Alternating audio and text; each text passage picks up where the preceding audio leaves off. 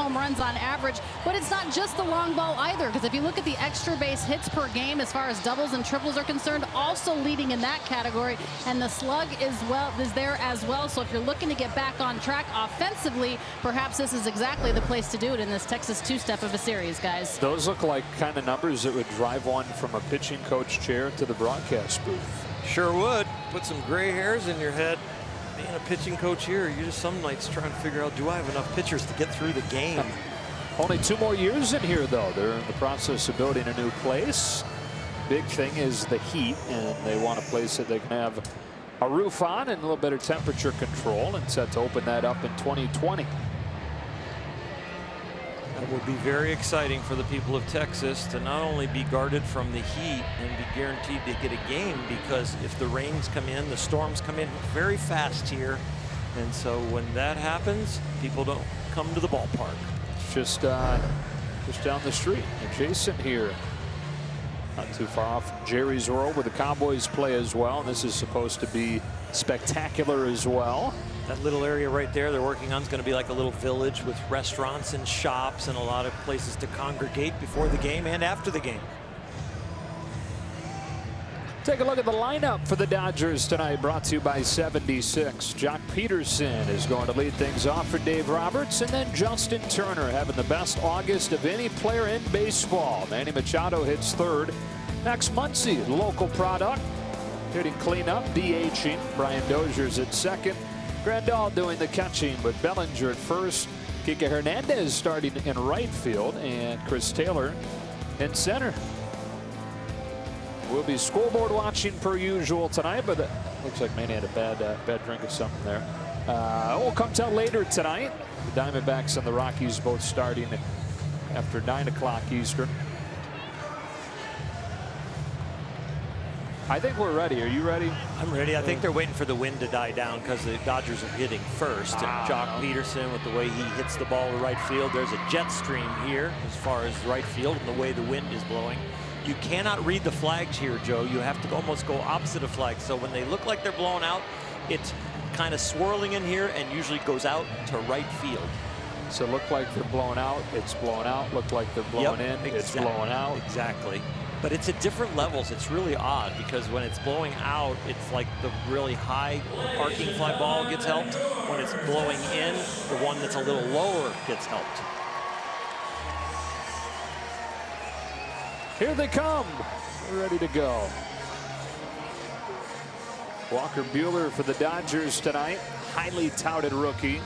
This is a rookie as well, an Ariel Jurado, but much different scouting report, much different story when it comes to him. 22-year-old out of Panama. This is his 7th start in the majors. Not going to overwhelm you with the stuff like Walker Buehler. This is a guy that pitches to contact, and there has been a lot of it, and it has been hard since he put on a Rangers uniform. It gives up a lot of home runs. You see the 32 and the third, the 6 home runs, the batting average against. It's a lot of fastballs, about 75% fastballs. He's going to come at you. If the two-seamer, he's getting through it and it's going down, that's when he has an opportunity to get the ground ball and to get you out. But if it's flat or up, that's when he has gotten into a lot of trouble, and he really hasn't shown many of the really good ones with depth. Last 3 starts, Jurado's given up 16 runs in 16 2/3 innings. That was most recently against Oakland last week. Allowed 4 runs on 10 hits. The Dodgers' reputation as an offensive boom and bust. This is the continuation of the boom. They want to move that reputation, boom and bust, to solid and boom. And so we can't really predict if they're going to be solid against the good pitching yet. But we can predict that when they have faced teams that they should beat up on, lately they're doing a good job of it. That has been kind of the whole question. Yes, they have the ability to have outbursts offensively, but can they be consistent? Take a look at Jurado's numbers the last few times out after he was pretty good his first couple of times in the rotation. After the Cole Hamels trade to the Cubs, they brought him up. And actually, in one of those starts, he held the Houston Astros to 1 run over 6 innings and beat Justin Verlander. But it has been downhill since then for the rookie. Dodgers looking for a 4th consecutive win. Off we go in this series with Jurado pouring in strike 1.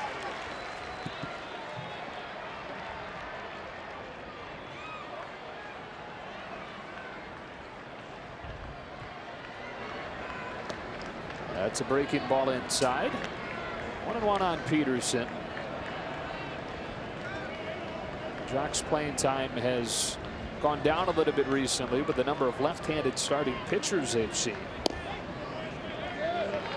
as he has not had as many at-bats. The ones that he's had haven't gone as well as they were in the middle part of the summer. Jock 3 for his last 39. To 2-1. Unable to lay off, and the count evens up. A little anxious right there. That shows you that he knows he's in a slump and he's kind of chasing hits instead of chasing strikes.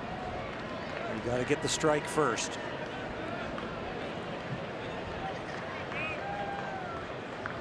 Toronto's 2-2, and Peterson taps it gently to second. Rougned Odor for the first out of the night. Up comes Justin Turner, and that brings us to our Landover Performance Spotlight. Leading baseball in both batting average and on base percentage here in August. He is a sweet swing, and it continues to be consistent. He's a situational hitter, and he is really capitalizing on all situations, even with a bloop like this that won a game. But he also has had a lot of blasts that have gone over the fence. He is really a dynamic player. Drove in 5 on Sunday, and that went over San Diego to finish off the sweep. How about his series overall? 7 for 15 with 9 RBIs in those 3 games. On an 0-1, he takes ball 1. He's in a groove right now that he doesn't need multiple pitches during an at-bat to get the hit. If he gets one mistake, he seems to be capitalizing on it and barreling it up.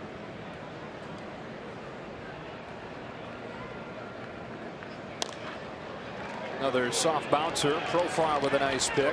2 up and 2 down.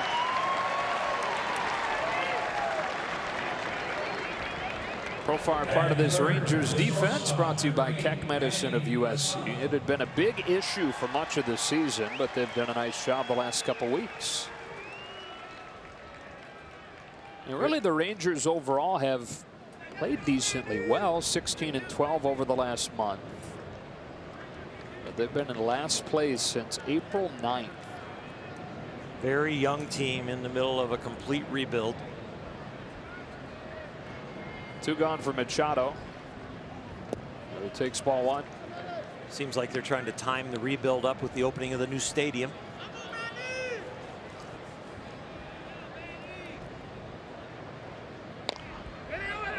Cute along first. 3 very soft ground ball outs. That's what Gerardo does when he's right. Walker Buehler gets ready to go. The Dodgers and Rangers playing game 1 in a 2-game series. And the rookie, who's been on fire lately, throws his first pitch of the night after this.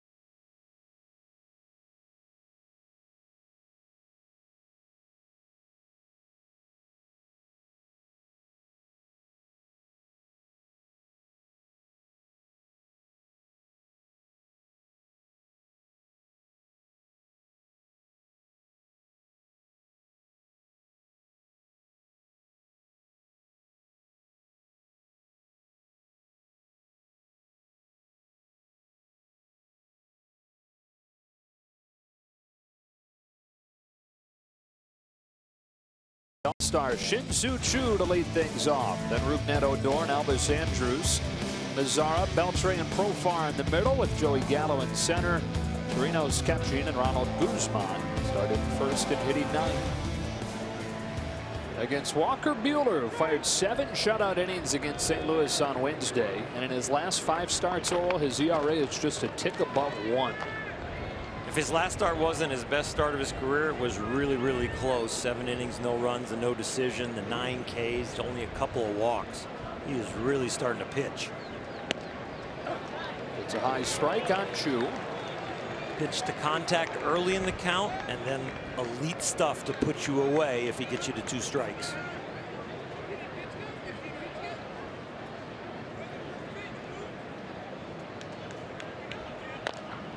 Soft bouncer back to him.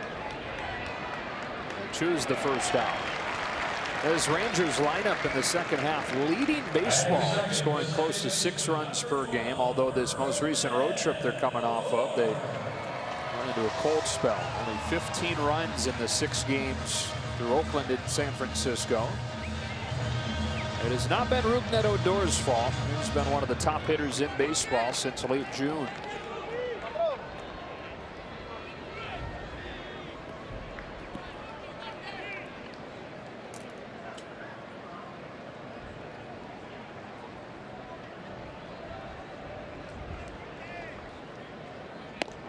One ball, no strikes.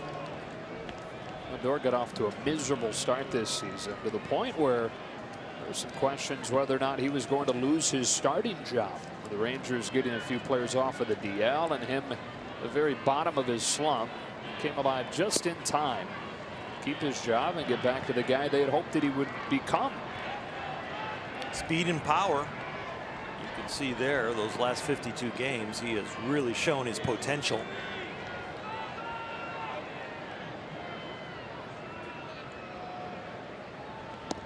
Breaking ball for a strike, 2-1. Dodgers saw Odor and the Rangers in June. Won 2 games. Dodgers Stadium. First trip here to Texas since 2015. On a 2-1, Odor hacks it foul, and it's 2-2. Yeah, we at times during Walker Buehler's full rookie season here have seen him ease into outings a little more, and that's been a positive growth for him, right? I really believe it. Yeah, he came out of the bullpen usually in the first inning breathing fire. It was a nice pitch and a nice catch by Yasmani Grandal. They didn't get the call. So close, but good call.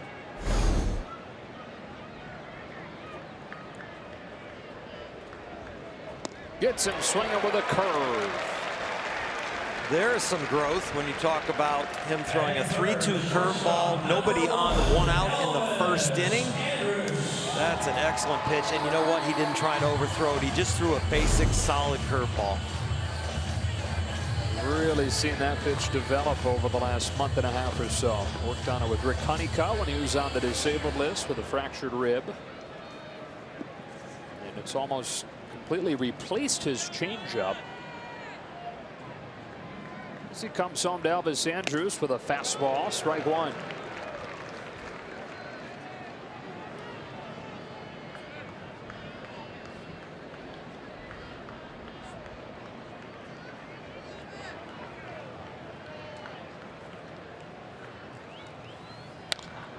Andrus flies it to center field.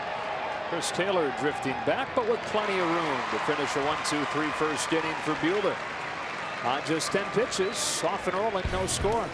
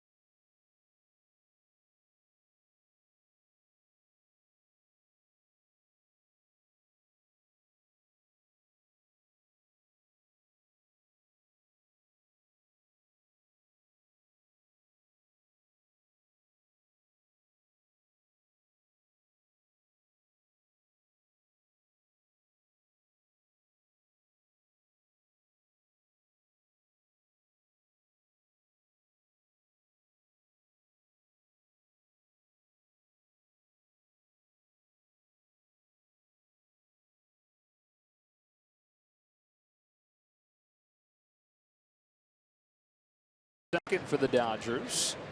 Keller, Texas native. His parents' home is about 20 minutes from here. He was expecting somewhere in the neighborhood of 50 friends and family in attendance tonight.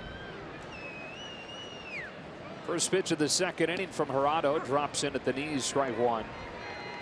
Max was born in Houston, so the first games that he watched were Houston Astros games, but considered himself a Rangers fan growing up, having moved here to the Dallas-Fort Worth area for his dad's job when he was 8. 1 ball, 1 strike.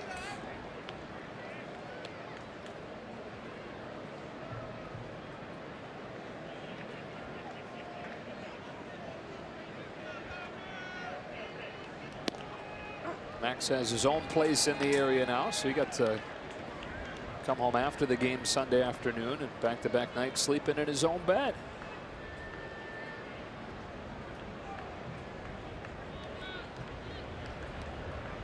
On this 1-2 from Ariel Gerardo, takes it in the dirt, and the count evens up. It's strange to walk out to your own mailbox in the season. It's probably stuffed full. Yeah. You didn't get any forwarding. You got neighbors or family that is forwarding it to you during the season. You get a package about once a week. Muncy to left. Long run for Chu. Still going. Won't get there. Muncy with a leadoff single. And he's the first base runner of the game.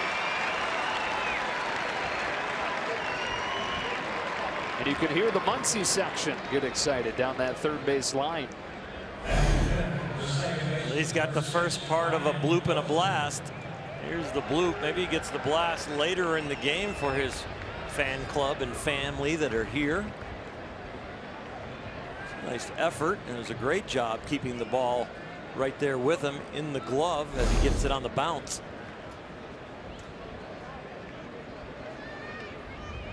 So leadoff man on. Here's Brian Dozier. First pitch curve from Gerardo, who's using that breaking ball way more than he usually does. It's the only pitch in his repertoire that is hit right around 150. Everything else is really elevated as far as the batting average against. He needs to pull the trigger on that more often if he's looking for success. Dozier smacks one hard up the middle. Diving stop Andrus, but everybody's safe as Odor tried to barehand it. Andrus makes a great diving stop. Odor really still thinking too as they made the play. If he was going, let's get the sure one, I think you just get the out at second. But because he continues to move forward on this Volkswagen replay towards thinking I can get two, the bare hand, the first grab, and then a little panic sets in after that first attempt. And in that panic right there, grabbing and spiking at that ball like he's got a fork in his hand. He never picked it up.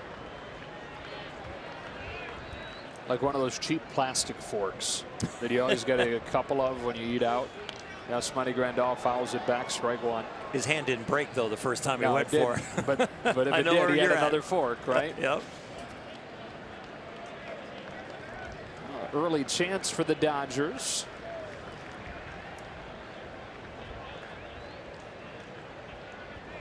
And on an 0-1 pitch, Grandal takes it inside, 1 ball, 1 strike. In game 2 of the San Diego series, the Dodgers had an opportunity like this where they set the table for us, but they just couldn't capitalize on it. See if they can turn the tide on that here in Texas.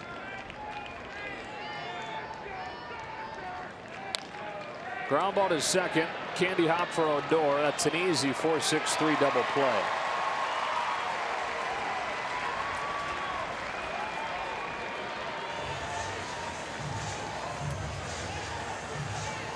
Muncy to third. And up comes Cody Bellinger.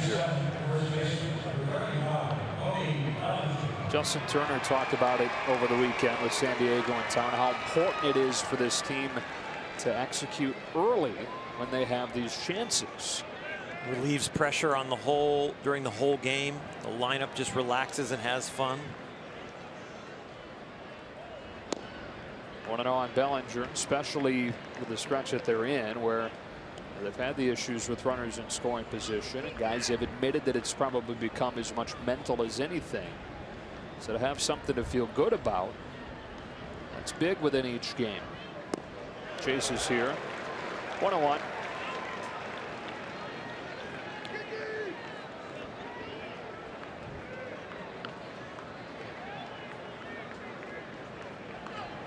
Cody third in the National League in August. The average at 367 this month. Muncy at third and 2 gone. He watches one miss just off of the plate inside. 2 balls, 1 strike. That was a huge ball call for this whole at bat. Not only just the count, but the position of the ball where they're attacking up and in to Cody Bellinger.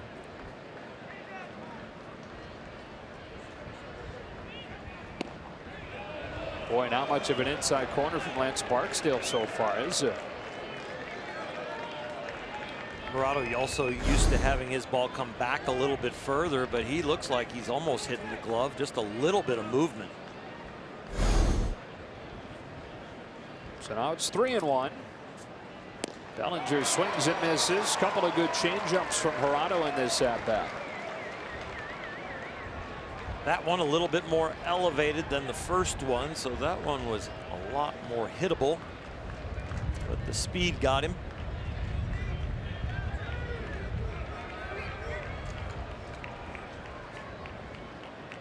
(3-2). Ripped to second, but on a bounce, Odor's got it. And the inning is over. Dodgers had him first and second, nobody out, but couldn't score. Middle 2, 0-0.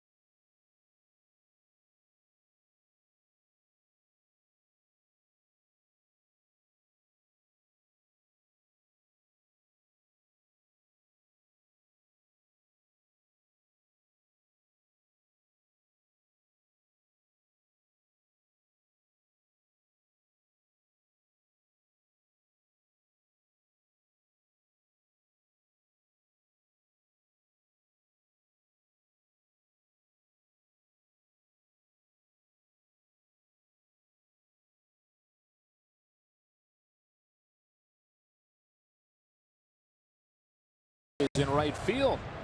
Milano's going to have an update for us on Wyatt Hernandez and not Puig. As Walker Buehler gets ready to work again against the heart of the Rangers order, Mazzara, Beltre, and Profar.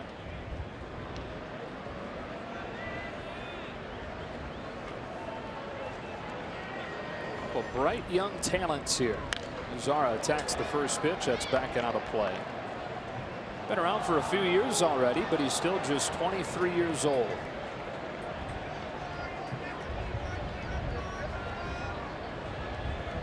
Guy they call the big chill. It never seemed too big for him when he came up.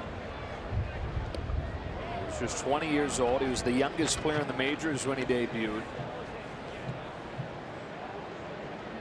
And had the best debut month that a Rangers ever had.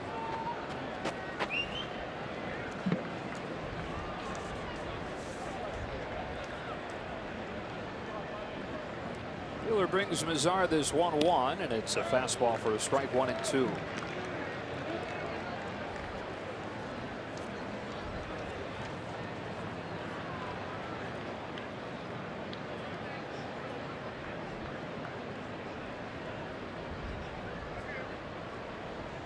Ball 2.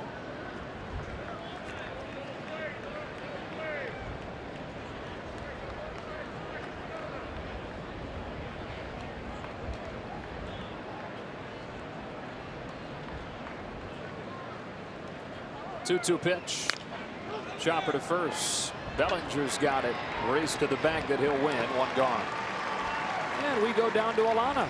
Guys, Yasiel Puig not in the starting lineup today, obviously not playing right field. I asked Dave Roberts why Kike Hernandez. And first and foremost, Yasiel Puig's appeal hearing was actually today, stemming from the 2-game suspension that Major League Baseball sent down after he got into it with Nick Hundley of the San Francisco Giants. Dave Roberts saying that Puig was caught up in that all day long and didn't necessarily know if he was going to be ready for the game. If the suspension came down before the game, obviously they were prepared to have Puig sit. But hasn't, as far as we know, the decision hasn't come down yet, so they're waiting to see what happens with that. And he also said he liked the way that Kike Hernandez was swinging the bat. Okay, Alana. As Adrian Beltre comes up and takes ball 1 from Buehler. Hernandez has been hot lately, so it made sense to get him another start out there. Beltre swings and fouls it. It's 1-1 on the 39-year-old in his 21st season in the majors. Of course, that started with 7 great years in Dodger blue.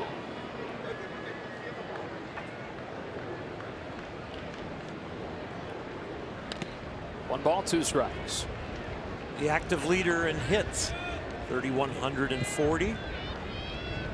Future Hall of Famer.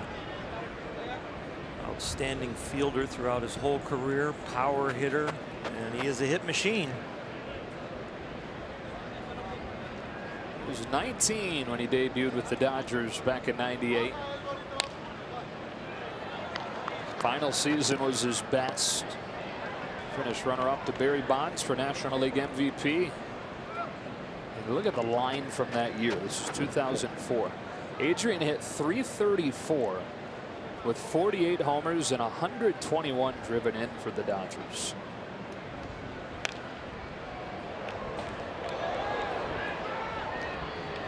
Dodgers getting him at a good time right now. His last 16 games or so, he's just a tick over 200. It's not always starting, some pinch hitting. And a nagging hamstring problem much of the year. Pretty much just DHing now. But what a career. What a player. Rifles are fouled again, and it stays at 1-2.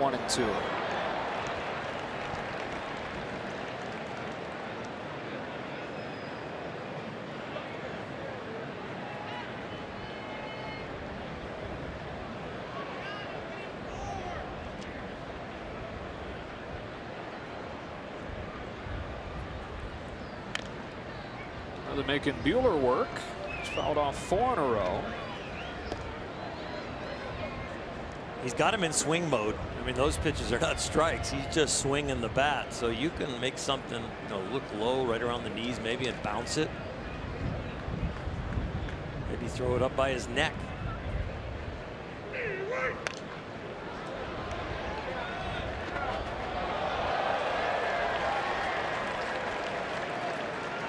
And I didn't mean at his neck, around his neck height.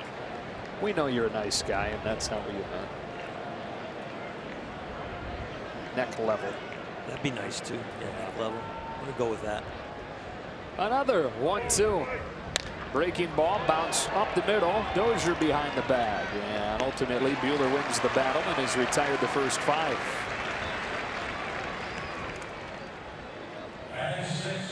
Walker's getting him out, but he's not quite as sharp as we saw him in his last start, and that's a good sign when you've got 5 up, 5 down, and you're still trying to find the range.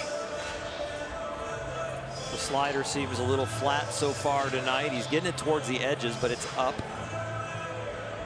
Curveball's been good. He'll face Jurickson Profile with the bases empty and 2 out. And a scoreless second inning. Started him with that curve. Scouts around the league that are watching Walker Buehler start to land that curveball are going, oh no, the Dodgers got another one. They got another ace coming. Cuts inside 1-1. There aren't too many things in a beautiful game. There aren't too many more beautiful things in a well executed curveball. That's true. It's right up there with like a dynamic double play or anything. Because yeah, you almost can see it in your head over and over again. It gives you that extra benefit. Slider sharp, 1-2. Or a pretty left-handed swing. A pretty left-handed home run swing. Relay to the plate to cut a runner down. I really like the pop-up behind home plate to the catcher and watching them catch a pop-up. Ground ball up the middle again. Turner ranging over across his body. Not in time. Profar legs it out, and he's the first base runner of the night for Texas. Despite Turner's good effort. Everyone did it to the best of their ability. It just, the speed wins. Justin Turner ranging over there. Good strong throw, accurate. Right, got rid of it as soon as he could, but Profar beats it.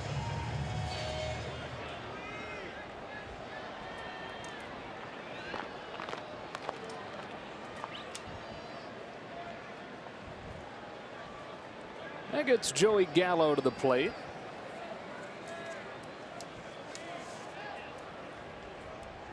In a lot of ways, the picture of a modern hitter in his boom or bust nature. 34 home runs, among the leaders in all of baseball, but the strikeout total also among the leaders in all of baseball.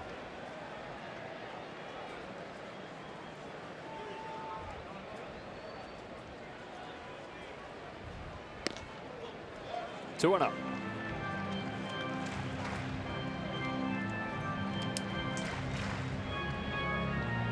Profar at first, 9 stolen bases, no caught stealings.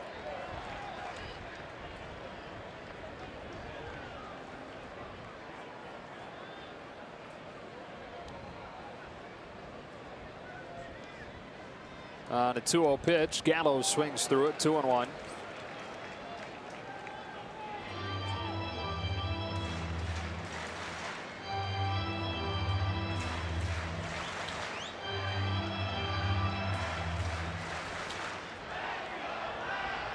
This could be an action pitch as far as Profar moving. Doesn't go. Gallo pulls it off of Bellinger's glove, recovers and calmly beats him to the bag to end the second. On to the third we go in Texas. The Dodgers and Rangers scoreless.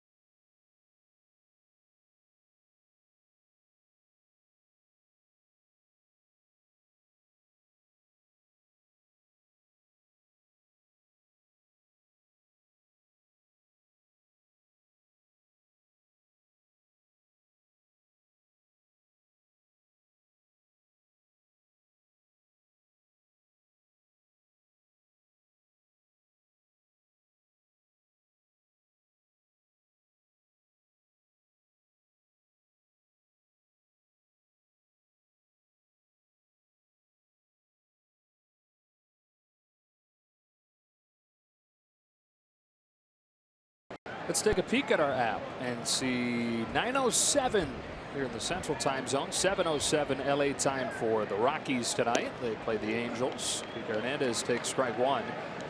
And 7:15 LA time, Diamondbacks and Giants. Clay Buchholz has been really good for the D-backs. Madison Bumgarner for San Francisco. You know, the Dodgers have won these 3 in a row, and during that same time frame, Arizona and Colorado have gone 1-3. 2-1.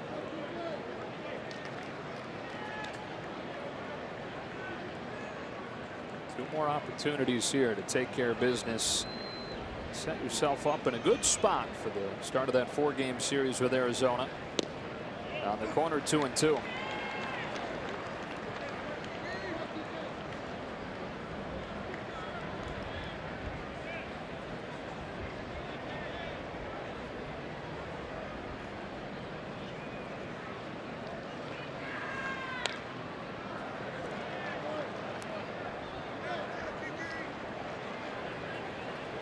Alana mentioned Dave Roberts liking the way Kike's swinging the bat lately. Coming off his first 3-hit game since June. Sunday afternoon. And leading off this third. Working the count full.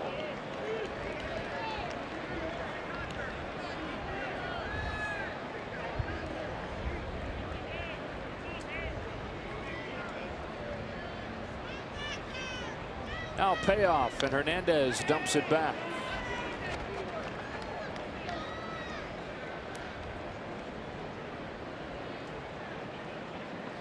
Corrado trying to break a trend for this Texas Rangers starting staff. Their last 16 of their last 20 games, the starters given up 3 or more runs. Their starters have not been good at all. Leadoff walk for Kike Hernandez. And you've got Cole Hamels, who's been dealt to the Cubs. Bartolo Colon is on the disabled list currently. You put it all together and you get that. Worst starting staff in baseball. Ballpark contributes to a lot of that, but also making a lot of bad pitches, not getting the ball hit on the ground when you're here at home, and not putting people away when they get 2 strikes.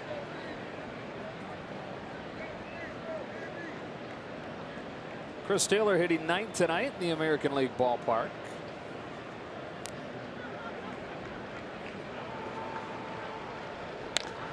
Getting under the first pitch and foul. Showing some signs of coming out of it lately. A home run and a double over the weekend.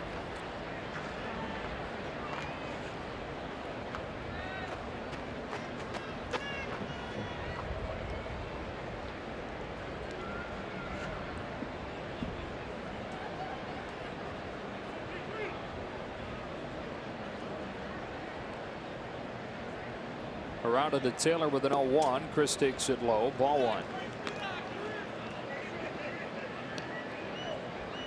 This is the most fun time of the year. You're in a race. Every game counts. At least it counted the whole year, but now it feels like it counts more. What a great time to all of a sudden get hot.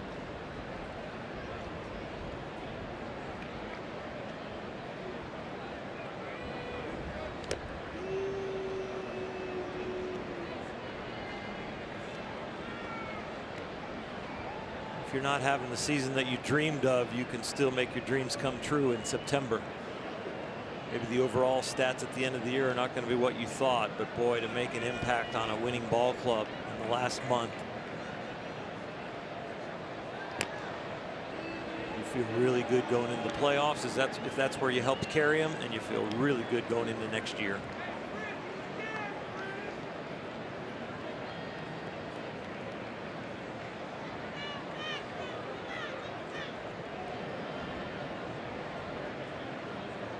Good lead at first for Kike. He's not running. Taylor takes it low and away. Ball 2.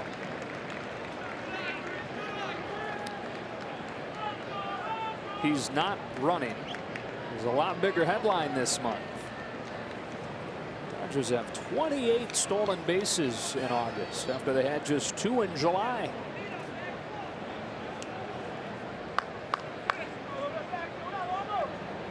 A 2-1 pitch, and there's ball 3. Dave Roberts says that, and he would know, being a base stealer himself, it's a contagious thing, and that a lot of this is the guys doing it on their own.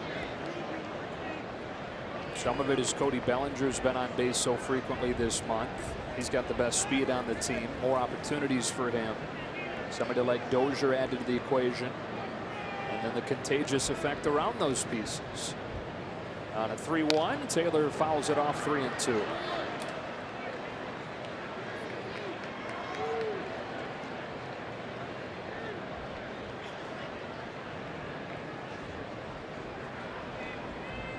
After getting people on and then after stealing a few bases, the Dodgers need to capitalize on those opportunities.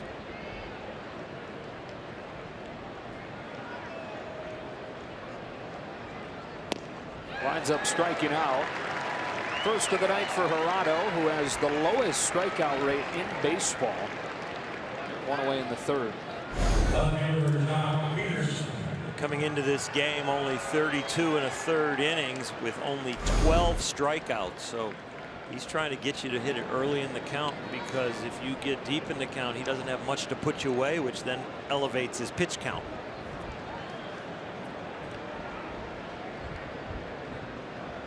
Second time through the order. Here's Jock Peterson.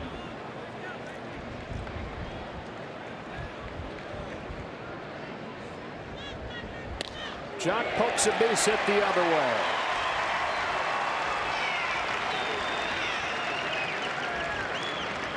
Second inning in a row, the Dodgers have had first and second with less than 2 out. I love this almost two-strike approach. The first pitch of the at-bat, stays inside as long as possible, keeps the bat traveling through the hitting area, not pulling off it at all.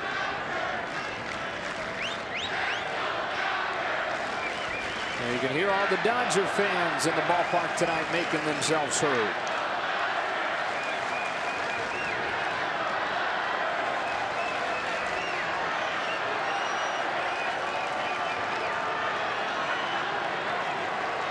Justin Turner, ball one. And then, per usual, the part after that is the home fans get angry and start to try and boo to drown it out. Said the only team that can compete as far as putting as many people in the seats is Houston. It's the geographically closest team.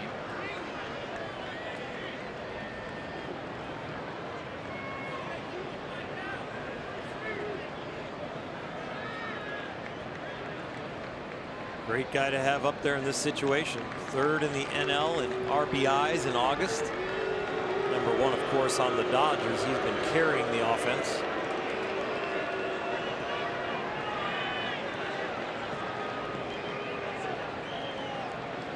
I showed a moment ago 8 for his last 14 with runners in scoring position.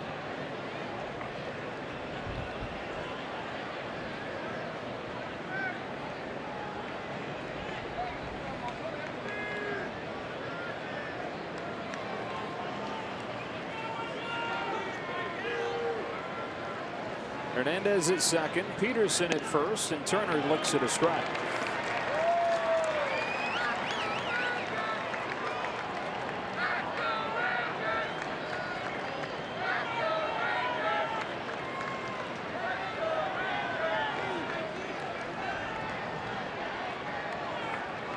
Gerardo's 1-1. Hit a bit up, ball 2. Gerardo tries to sink the ball, but to Justin Turner, seems like he's trying to come underneath it a little bit and make it tail up and in. Not wanting to throw it down and into him. Trying to keep it kind of waist high to crowd him.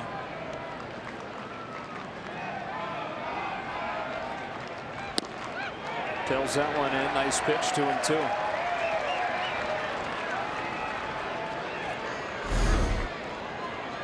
Reverse shift behind the plate as they do take the target. Kike Hernandez on second base. Maybe they're thinking he's trying to give location.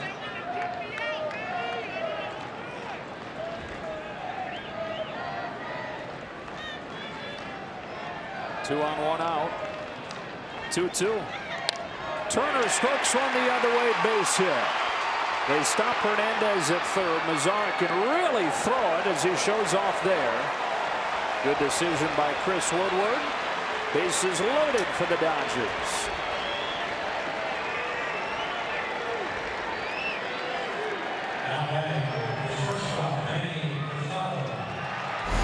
Very nice piece of hitting on this two-seamer away. They went back-to-back to that location. This moves them up. They're looking to get him in now.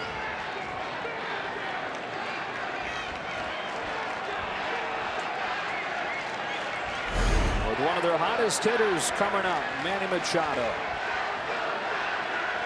The go-ahead swing yesterday. His 5th home run in his last 9 games. Loves to be aggressive, but here he doesn't get one to swing at. It's 1-0. Early in the count, attacker. He's not up there just to make contact early. He's looking to do damage.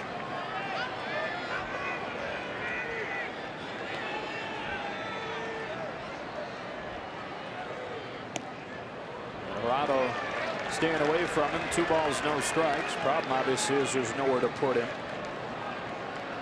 Couple of breaking balls, and Manny's a very good strike breaking ball hitter. So you just can't lay it in there and try and steal a strike. That leads the majors in home runs against breaking pitches. He's got him loaded here in the 3rd, and on a 2-0 hits a bouncing ball, base hit into center. Manny Machado cracks the scoring seal here in the 3rd with a 2-run single.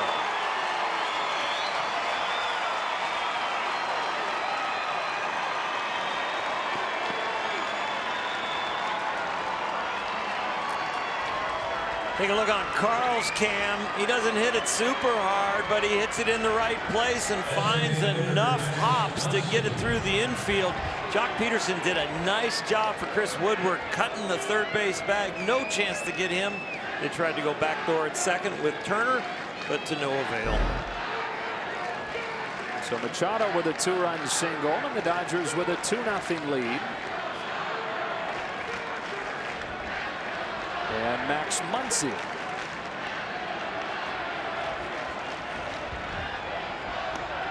Ball 1. Muncy singled his first time up. It was the only hit through the first 2 innings. Dodgers have 3 of them here in the 2nd, or here in the 3rd.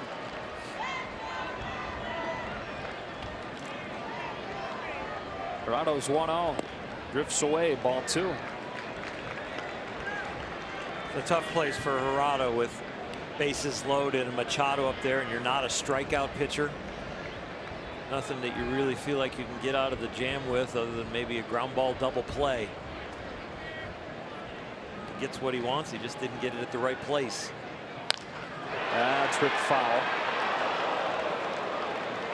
Watch your lips on that one.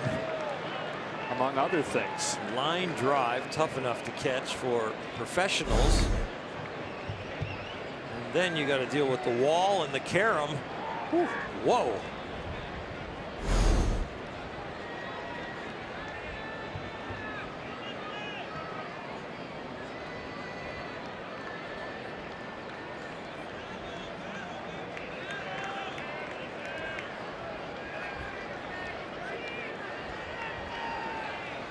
Two on, 1 out, and a 2-1 that Muncy dribbles foul.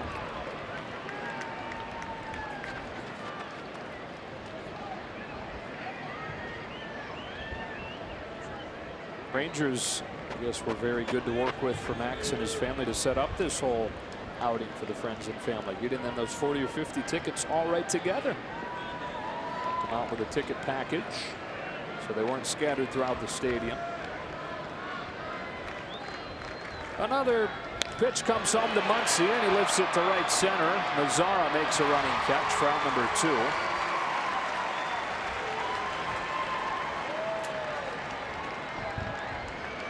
He is 1 for 2, and up comes Brian Dozier.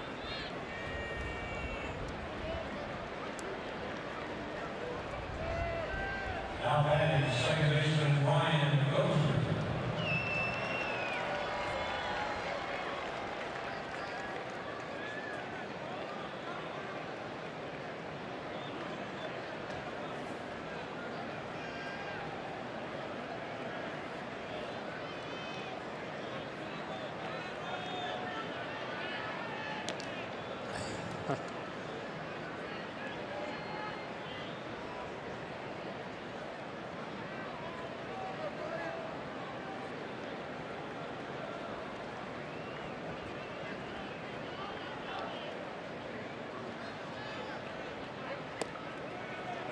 Falls in for a strike.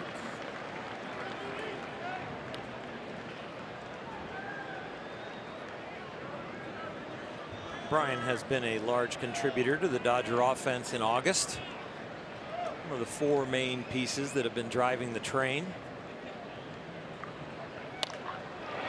Smacks one to left, base hit. Turner heads home. Here's Chu's throw, offline. RBI single for Brian Dozier on a 3-0 lead for the Dodgers. Dozier hustling into second on that throw home. Second and third, 2 out. The base hit. Very good job staying with the breaking ball, going down and digging it out. And with Chu's throw, the Dodgers move up. Turner not only scores easily, but because of the angle and the height of the throw, both runners move up to second and third. He's thrown 30 pitches in this inning after pretty efficient first and second. 22-year-old out of Panama, learning on the job. Called up earlier than would have been the case in another organization. Straight from Double-A. In fact, he's still never pitched in Triple-A. Came up for one start in May, sent him back to Double-A for a couple of months, and then right back up to the big leagues. Just put in your memory the pattern of his pitches that you're watching here, and you'll remember that a lot of it's just kind of round, and it's got a pattern, and the pattern starts early, whether it's the fastball, the changeup, or the breaking ball. And then remember that when you watch Walker Buehler next inning and see how sharp and late the pitches are. Here's Grandal with 2 out, taking a ball. They've nicknamed him Bartolito because a lot of the guys think that he resembles Bartolo, and he throws almost all fastballs. They had a players weekend in Double-A, and he had Bartolito as a name on his back. He's a little taller and a little thinner. How similar is this build to Bartolo when he broke in? Well, Bartolo was heavy in the minors, and he actually, when he came to camp one year, I was in Cleveland Indian, and he was there in camp, and they wouldn't even let him pick up a ball. He was too heavy, and they put him on a bike for like a week to get him on a weight loss program before he was able to even get to the baseball field. So he was a big boy early on. But he dropped quite a bit of weight for a time now. Yes, he did. But he also, in dropping the weight, sometimes you lose your fastball, and I think he went through a little bit of that, because scientifically, when there's more weight hitting the ground as you land, that helps your arm produce the velocity, and you don't have to try as hard to throw it hard. So you can stay at the same velocity, but it takes more effort. 3-1. He's walked Grandal to load the bases. The frustration of a double play ball in the last at bat from Yasmani did not creep into his mind as far as pitch selection there. Good discipline. Looks like that might do it for Gerardo, with Eddie Butler having started warming a few minutes ago. Unable to make it out of the third. At least 3 runs against him, and all 3 runners on base his responsibility as Butler comes on for Bellinger when you come back.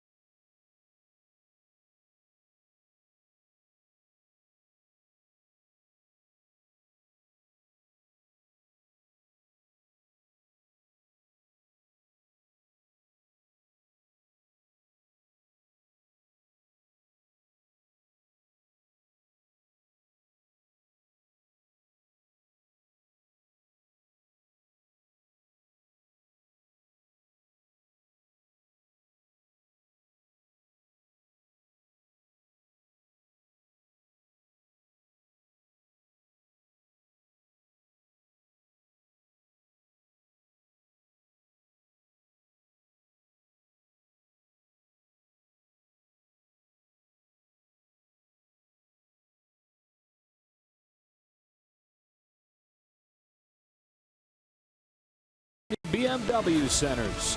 Hurry in today to the BMW Summer On Sales event for exceptional offers. Details at SoCalBMW.com. And by Jack in the Box. Try something different like Jack's Teriyaki Bowls. Only at Jack in the Box for a limited time. Who's in, who's out? Brought to you by In-N-Out Burger. This is Eddie Butler, who came over from the Cubs in the Cole Hamels trade. Another right-hander that throws almost 75% fastballs. You're going to get about 2 miles an hour or more out of his arm. And the secondary pitch, especially to lefties, the #1 is the changeup. And it is the lefty that he'll see in Cody Bellinger. Hit it sharply his first time, but right at second. Bases loaded, 3rd inning. Bellinger pops the first pitch up. That'll reach the seats. Dodgers getting a 2-run single from Machado and an RBI single from Dozier. Played 3 against Toronto. A chance to add on here. Cody had one to hit right there, looking to the sky with a little frustration, but still up there. Very good hack on a very hittable pitch.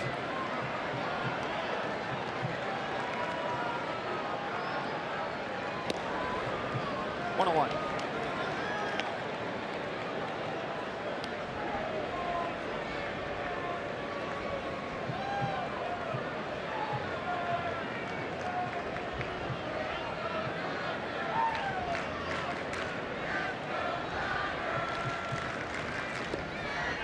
Stop by Chirinos. Bellinger had 2 balls and 1 strike.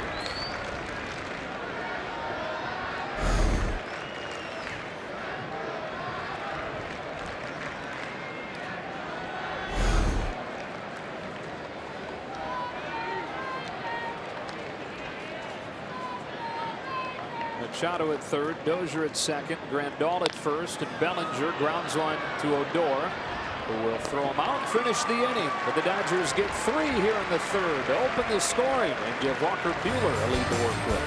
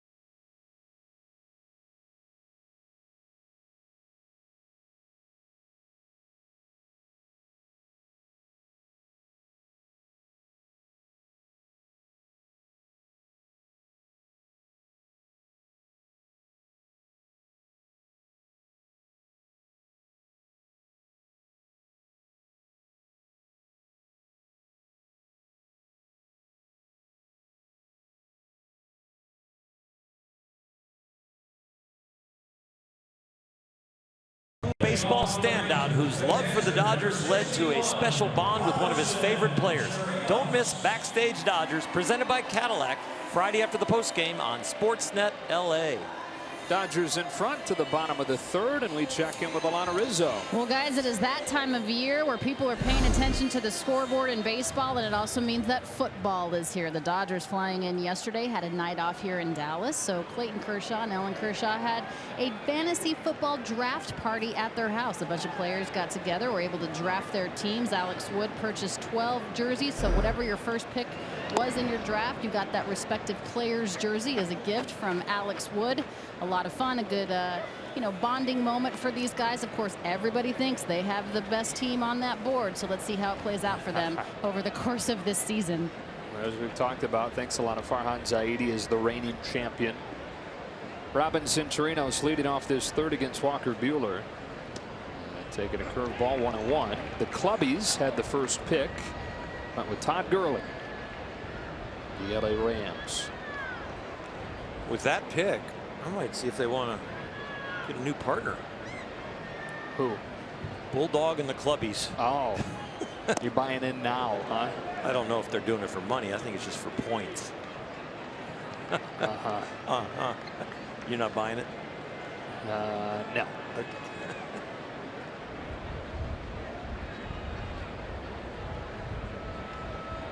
2-1. One gets away from it. Ball 3. Chirinos, Dodger fans probably remember from that series in June and the altercation with Matt Kemp at home plate.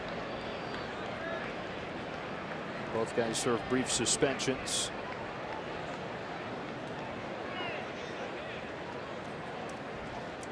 Veteran catcher starting the third. And the count goes full. Walker Buehler with a 97-mile-an-hour fastball, can even take it above that. Threw a 2-1 curveball that he missed with and a 3-1 slider. It's starting to show you that that's examples of pitching. He's not just rearing back and saying, I can get it by you with anything. If I can just land these basic breaking balls, even when I'm in behind in the count, I'll get back in the count and I'll put something in the back of your head if I got more pitches than just a fastball. Strikes him out with a fastball to 96 with those other pitches in the back of Chirinos' mind. Lock him up on a fastball near the middle of the plate, but down. An excellent pitch. Last 3 pitches, curveball for a ball, slider that gets him back in the count, and then the fastball.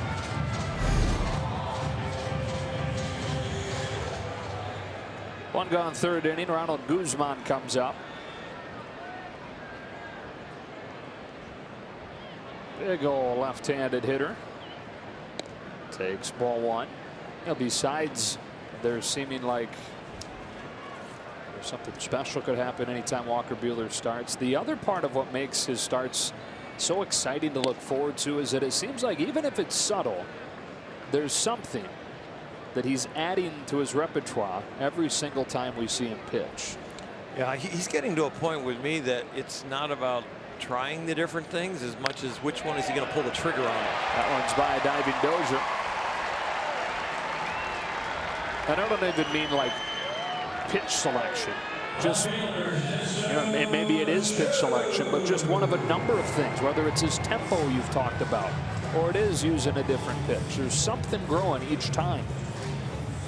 He's not scared to make changes, and he realized that early on in the big league career that he wasn't going to get by with just stuff, and that lesson that he learned last September, kind of getting his ears pinned behind him as he went after every pitch full effort.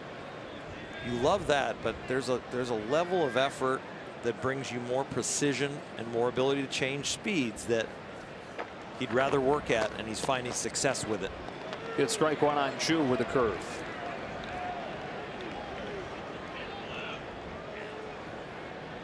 This game is not about throwing every pitch at full effort and full capacity and full potential. It's about what can I do about 85% of the time and do exactly what I want. What effort level brings me that?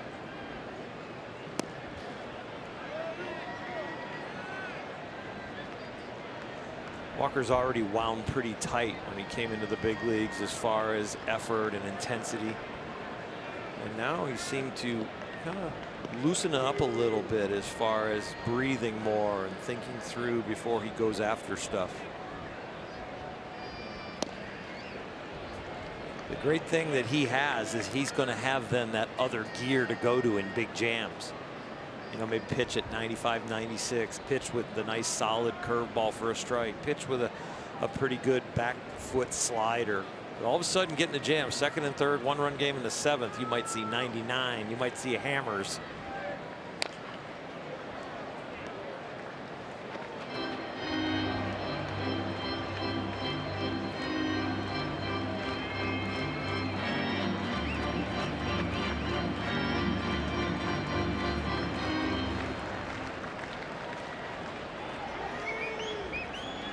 Got Chu to tap it in front of the plate his first time. Here he has him at 2-2. With Guzman at first and one away. Here it comes. Ball 3.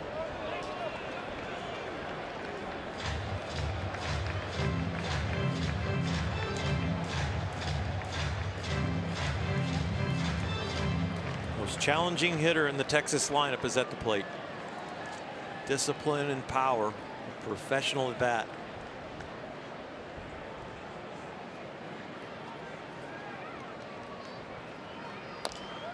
Another soft temper back to Walker Buehler to choose down both times. Guzman into scoring position.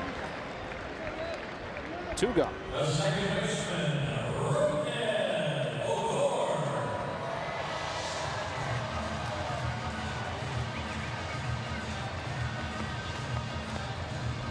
And here's Odor. When you pitch in this ballpark, when you pitch in Colorado, when you pitch in a stadium where the wind's blown out, it's a very offensive night. You don't always think about first base being open in these situations, because at any time a routine fly ball to the right part of the ballpark can be a home run. So you don't usually trade like picking which hitter you want compared to giving them a free pass to get to that hitter. Misses with the first one to Odor. That's got to be a tough way to live when it's your home ballpark. Half of your starts have to have that mentality. You're going to give up runs. You just can't give up. And it's a real mental grind to pitch here. We know it is when we watch our guys pitch and the Colorado guys pitch in Colorado. You got to be tougher than the other guy. Cuts one to the corner, 1-1. You might be better as far as execution, but in baseball luck and Babbitt, all of a sudden you're not getting what you deserve because of the atmosphere. Yeah, it's not fair here or Denver. Exactly. It's a lot fairer at sea level as far as if you make a good pitch and they hit it weakly, it's an out, compared to, well, they found a way to get on from the atmosphere. Ball carried over the fence, or the ball fell in the gap. The ball scooted through the infield because it's manicured so tightly, and you see the infield drying out as you see the different colors of brown there in the infield. So the lighter parts is where it's starting to dry out and get faster.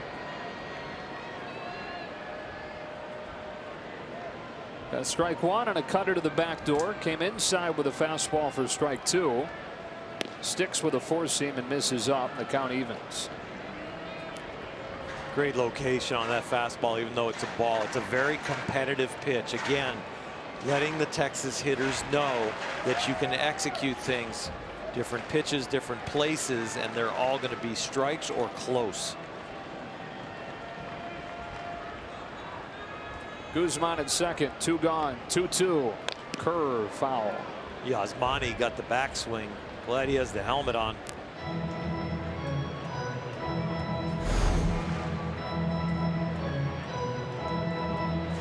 Oh.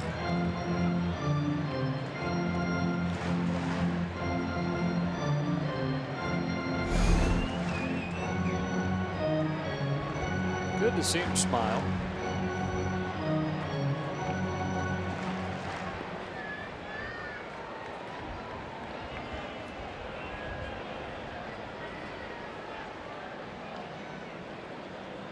They're ready for another 2-2 pitch.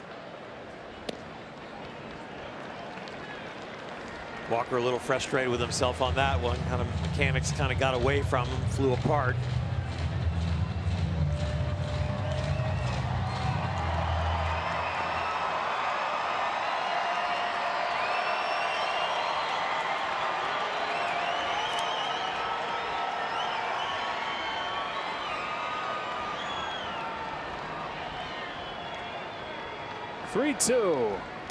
Ball 4. First walk of the game issued by Buehler, and that brings up Elvis Andrus representing the tying run. It's really the first couple of pitches back to back that really weren't competitive out of Walker's hand. He's really been dialed in and made good adjustments after making one bad pitch. Gets right back to where he wants to, not on those 2.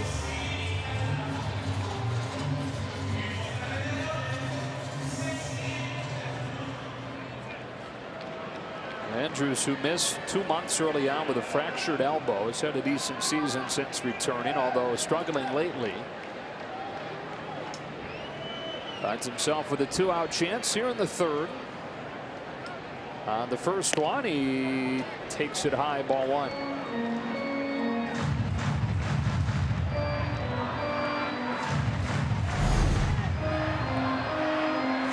This next pitch is a ball. I think it's time for Yasmani or even maybe Rick Honeycutt come out, give him a little breather, refocus. That's 3 in a row that haven't been exactly where he wants. There he goes. 1-1. Forget what I said. No need, Rick. You're fine. Stay right there.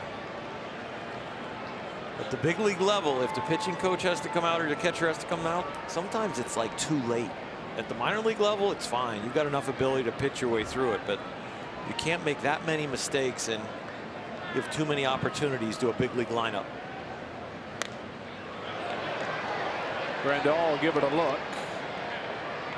Especially a lineup, while the Rangers are in last place, this is a good, productive lineup. Since the All-Star break, we mentioned close to 6 runs per game. That leads the majors.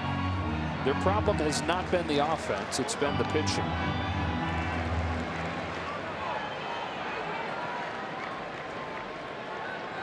You can get a mental flat tire in the minor leagues with Walker's kind of ability, or anybody who ends up pitching in the big leagues. Walk a couple guys, kind of get refocused by the pitching coach, and all of a sudden you have enough ability to get out of it. Up here, it's a lot harder. Andrews able to lay off 2-2. That pitch right there, he's out of the jam in the minor leagues. Sure, yeah. You know, the guy might be swinging early because he can't catch up to his velocity, or the guy might not read a breaking ball very well, and most of them aren't going to play in the big leagues. Walker is, but he's got to throw another one up here. With Guzman in second, Odor at first. 2 balls, 2 strikes on the 3-hitter Andrews. Buehler lets it fly, and a pop fly out of play.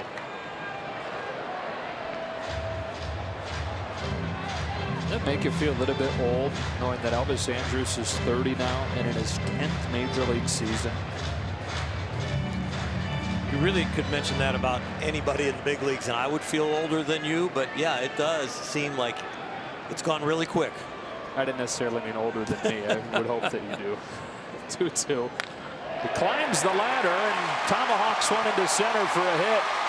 Guzman scores on a 2-out RBI single from Elvis Andrus, and it's 3-1.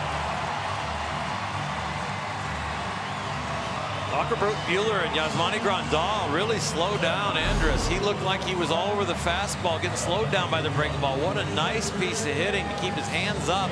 Actually raised him up, coming off of his shoulder to get on top of that fastball. Shortened his swing up, didn't do too much with it. An outstanding piece of hitting on a fastball. Great velocity and great height. And now here's that visit you were talking about happening. He's one pitch from getting in the dugout, or an out from getting in the dugout, but now that the inning continues and haven't been as sharp the last couple hitters, just a little visit to kind of get refocused and also get a breather.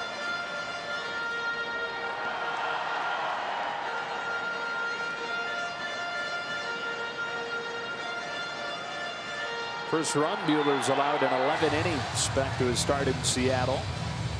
It's only the second run that he's allowed in his last 4 starts.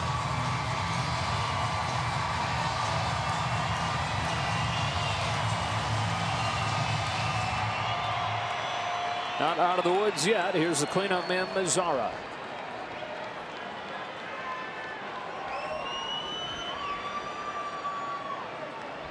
Dodgers 3, Rangers 1, 3rd inning. Buehler delivers and misses badly, 1-0.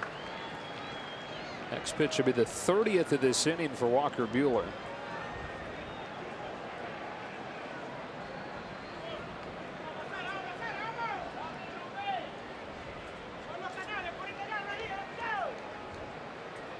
The 24-year-old out of Kentucky fires. Yeah, and he's back in there, 1-1.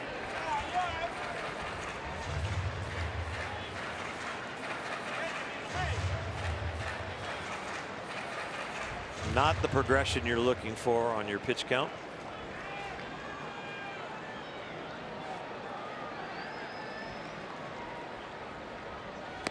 gets ahead with a rising fastball, 1-2.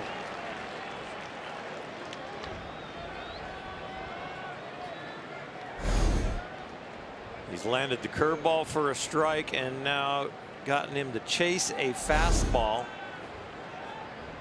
Execute something on the edges or something that looks like a strike ends up a ball. Doesn't matter what the pitch is. I think you get him out.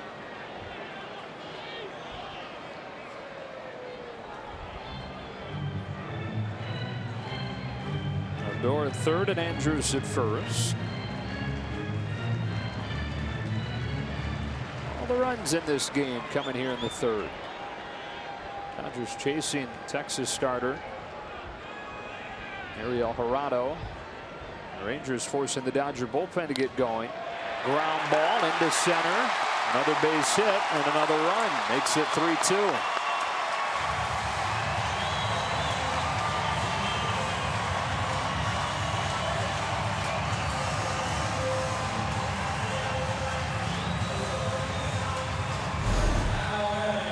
Dodgers found a hole with Manny Machado's ground ball that got them a couple of runs. This ground ball finds a hole and gets Texas a run. It's hard to pitch here when you get it hit in the air, and it's hard to pitch here when they hit it hard on the ground. It gets through in a hurry. 3 straight 2-out base runners against Walker. 3-2 game. First and third for Adrian Beltre, who swings and misses. Strike one.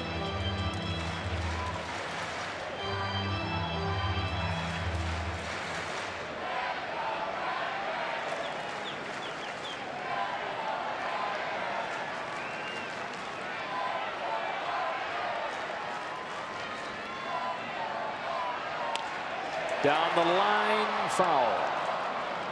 Alana? Ross Stripling was thought to be activated today, guys, off of the disabled list, dealing with that lower back inflammation. Apparently, he's still experiencing some discomfort, and it doesn't even look like he's going to be activated before expanded rosters on Saturday. Dave Roberts saying the most important thing is that he's at 100%. No activation for him today. All right, a significant thing, especially with Walker Buehler's pitch count climbing to 66 here in the third. This perhaps being a long night for the bullpen. It can be a long series here, and the good thing is it's only 2 games that you have to put up with this ballpark. Third or fourth game, if the series was longer, it'd be really tough. The kind of series, if it was 3 or 4 games, that you might see some moves out of the bullpen to help protect some of the usage that you would have to have. Another 0-2. A catch by Grandal. The other good thing is it can kind of maneuver things and manage based on the fact that September 1st is coming this weekend. Walker Buehler, who knows what would happen after this start. Maybe they send him down. They can bring him back for his next start with the expanded rosters. So I would expect the front office to be very creative over the next couple of days. By the time we get to the third game in the Arizona series, which is a huge series when we get home, the rosters will be expanded. So over the next 4 days, you might see some maneuvering of the roster. Flip down the right field line. Foul ground. Bellinger has room to end the inning. But the Rangers get on the board. Very long third inning for Walker Buehler. To the middle innings, 3-2.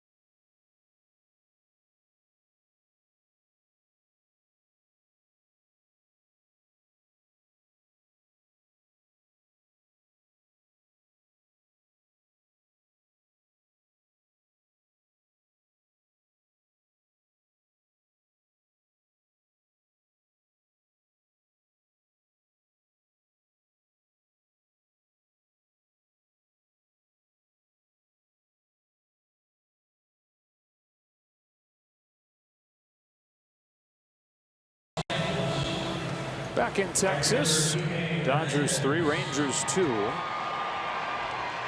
5 runs in this game coming in the 3rd inning. 8-9-1 for the Dodgers here in the 4th. Already into the Texas bullpen. Ariel Jurado leaving during the 3rd and handed it off to Eddie Butler. The Dodgers saw quite a bit his first few years in the majors when he was with the Colorado Rockies. Her first-round pick. He's a highly touted prospect. Misses with his first one.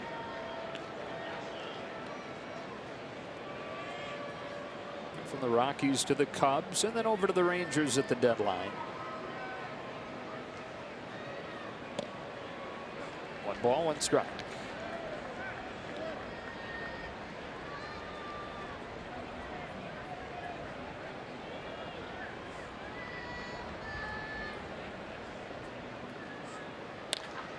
Base hit to left. Hernandez has been aboard both times. A walk and now a hit.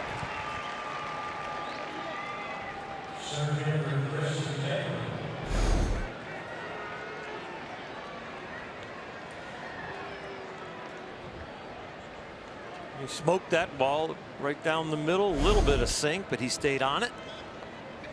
Same way the 3rd inning started. Hernandez reaching. Dodgers would score 3 times. Here's Taylor, who struck out.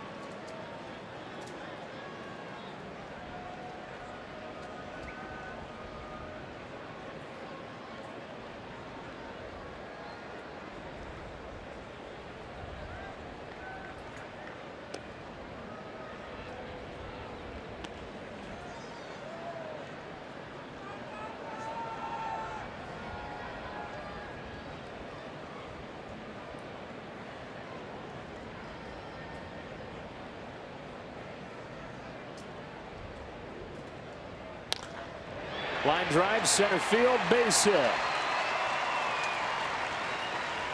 First to reach for the Dodgers in the 4th. Eddie Butler, like Jurado, who started for the Texas Rangers, is not a big strikeout guy. So you're going to see a lot of contact. And if the Dodgers find outfield grass or find the holes in the infield, or maybe one of them plants it over the fence, you're going to see some action. Not a lot of swings with air. 2 on, nobody out. 3rd time through the order now. Here's Jock Peterson. Singled and scored last inning.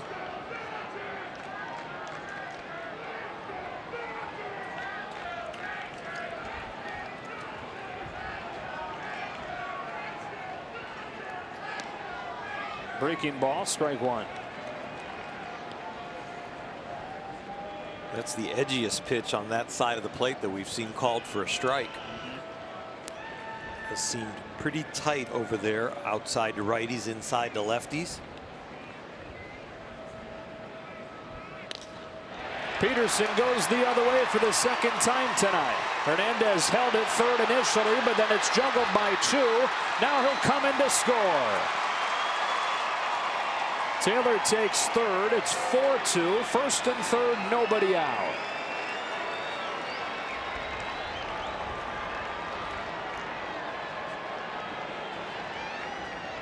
They haven't scorched the ball this inning, but they have definitely put it in play and given themselves a chance. And with runners in scoring position, that is key. Dodgers capitalized on Chu's arm last time. Inaccuracy. Scored Turner. People moved up. Well, this time he boots it. Base hit. Chris Woodward was going to hold, but no, when it gets away, score him. And Chris Taylor moved up to 3rd. Chula's single and then an error that allows the run to come in, so no RBI for Peterson. Still nobody out. Here's Justin Turner taking strike 1. Boy, we said it during the 1st inning that the Rangers defensively had been so good lately. Just 1 error committed the last 2.5 weeks, but they've committed 2 tonight.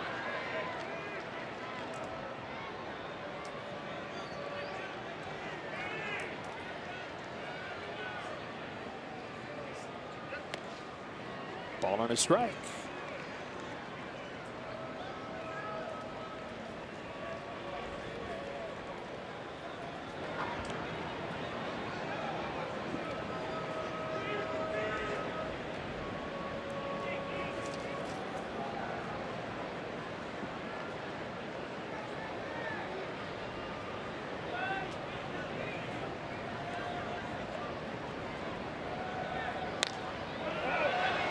1-2.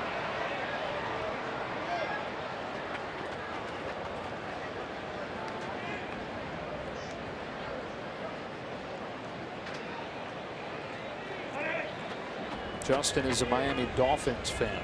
He had a Kenny Stills jersey on in the plane yesterday for the fantasy draft. Kind of clashes with his beard. Yeah, the colors. Yeah. A little bit the orange. Yeah. And the green. And the light blue. Is that what that is? I don't know. Sky high pop fly left center field. Chu coming on, still coming. He'll make the catch in the palm of his glove. Peterson headed for second. Getting caught in a rundown. Now Taylor does the same. He gets his hand in safely. And Peterson takes second.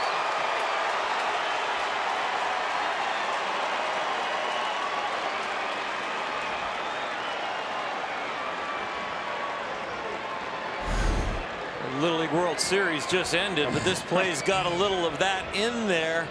You do a lot of delayed stealing, trying to move up in Little League. Get the defenders confused. Chris Taylor does a nice job sliding the outside in foul territory, still being able to reach back, and because of the angle of the slide, gets in there safe. Profar just can't reach him. He's on. The glove's not. Speaking of Little League World Series, Jurickson Profar is a Little League World Series legend, right? I was there broadcasting it, and I didn't pinpoint him like, oh, he's going to be this, but you could tell he was a standout performer during that time. With Curacao. Second and third, one gone, and Manny Machado to the plate.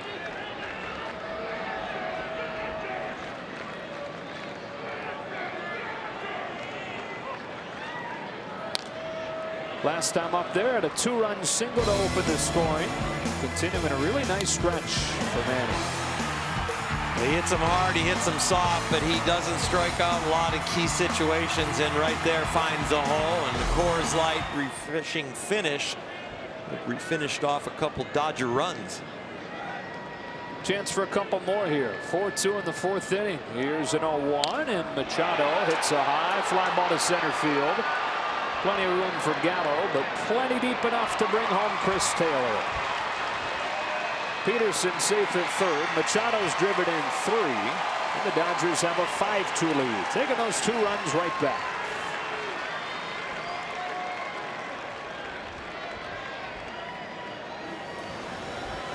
Designated hitter Max Muncy. And up comes Muncy.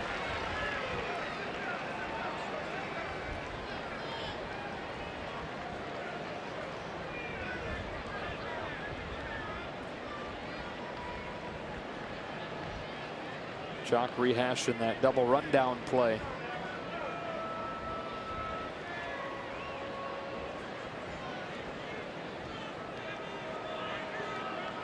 Max 1 for 2 tonight.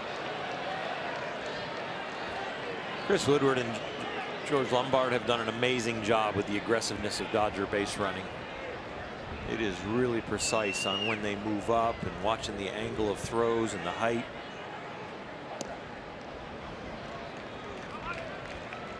It's a detail level that the Dodgers don't take for granted. They evaluated every moment from the first day of spring training.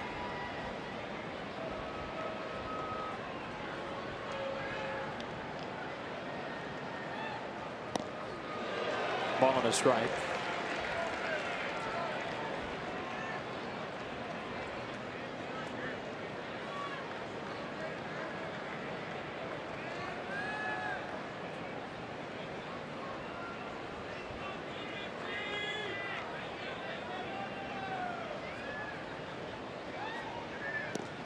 Strike 2, same pitch.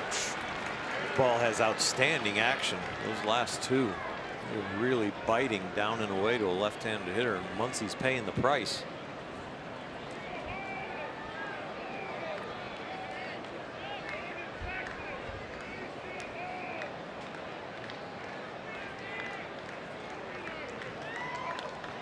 Stays alive this time. I checked, by the way. We were both wrong in the Dolphins colors. But you put our guesses together and I think you get the right thing. You said kind of light blue. I said green. It's aqua. Yeah. My mom's favorite color. I should have had it. Bam. And your favorite band, right? Aqua? Yeah. No, I don't even know who they are. That one gets Muncie looking and gets you off the hook, talking about your favorite song being Barbie Girl. Dodgers get 2, lead at 5-2.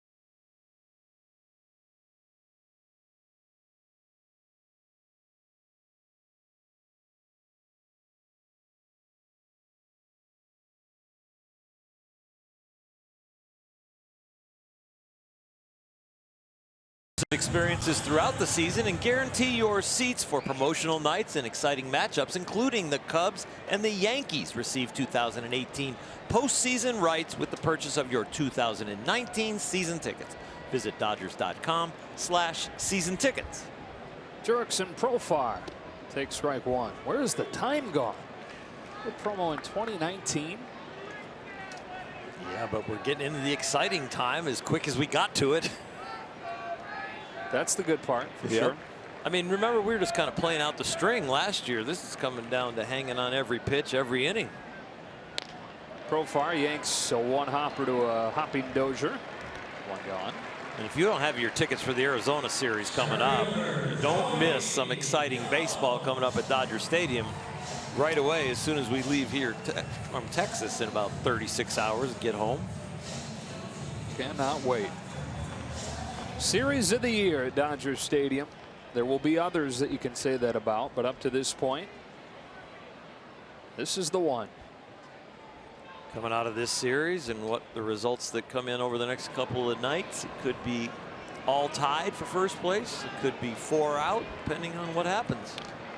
Strike 1 on Joey Gallo. But they're all going to matter now, and they're going to matter even more when we start that homestand. Each night will be worth 2.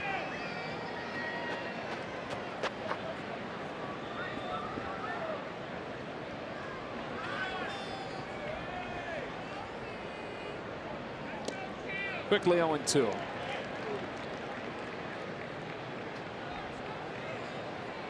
Walker Buehler's 3rd inning was the longest inning of the year for him as far as number of pitches. He had to throw 37. The Rangers got those 2 runs. Could have been worse. They stranded 2. 37 in an inning is the most pitches he's thrown in an inning this year. 35 was the high. Lock in Hershiser. Did you just say that? Yep. I was listening to something Mike was telling me in my ear. I apologize. But you know what? It's such a good point. It should be mentioned twice. That's what it was. Exactly. I haven't had to give him too many lock in Hershisers lately. You have been. When somebody talks to me in my other ear, I just kind of I have to listen to the most important person. I'm sorry, at that Certainly time you're not. Me. No. You are when we're on. 0-2. Got him swinging 2 out. I like lock in Hershiser. That reminds me of like Tommy Lasorda. Come on, Bulldog. Lock in Hershiser.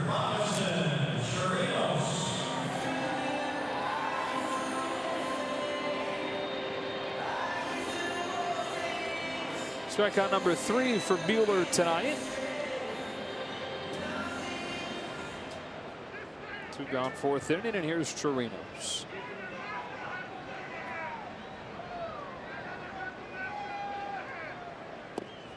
One and 0.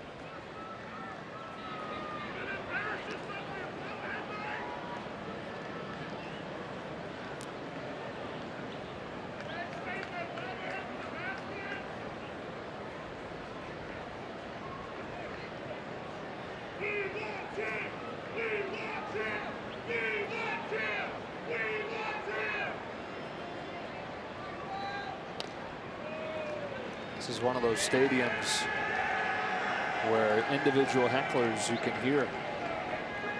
We definitely can hear them. And that's not to say it's a bad crowd. It is pretty good turnout. Usually when, you know, if you're in a city that's struggling to get attendance and there's 5 to 7 or 10,000 people, you can get that guy or that gal that really wants to get you. And usually it's somebody behind home plate or just over your dugout. Very rarely is it somebody like in the second deck. That last one sounded like they were way up there, didn't it? It did. Here comes a 2-1. Chirinos takes it in the dirt. Everything's bigger in Texas. That's true.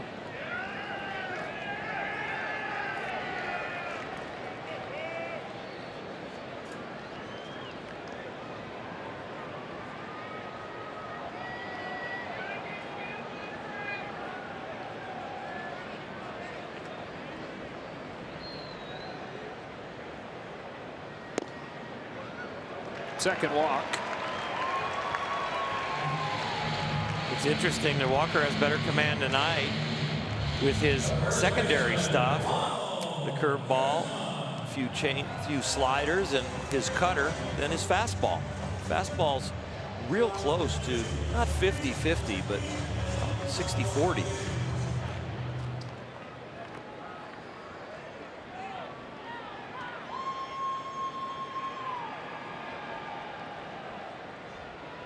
Two gone for Ronald Guzman, who takes one inside.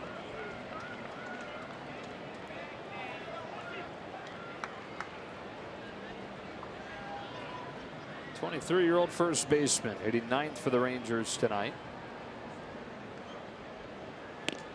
Healthy rip and a miss, 1-1. Of many youngsters they have playing on almost a daily basis. And that's balanced out with some veterans like Beltre, who's 39, Chu, who's 36, Andrews, who's 30.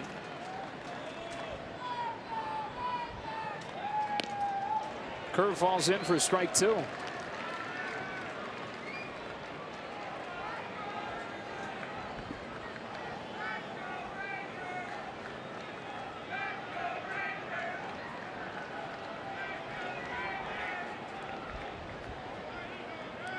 Struck him out with a fastball. To the 5th we go. Buehler and the Dodgers in front of the Rangers, 5-2.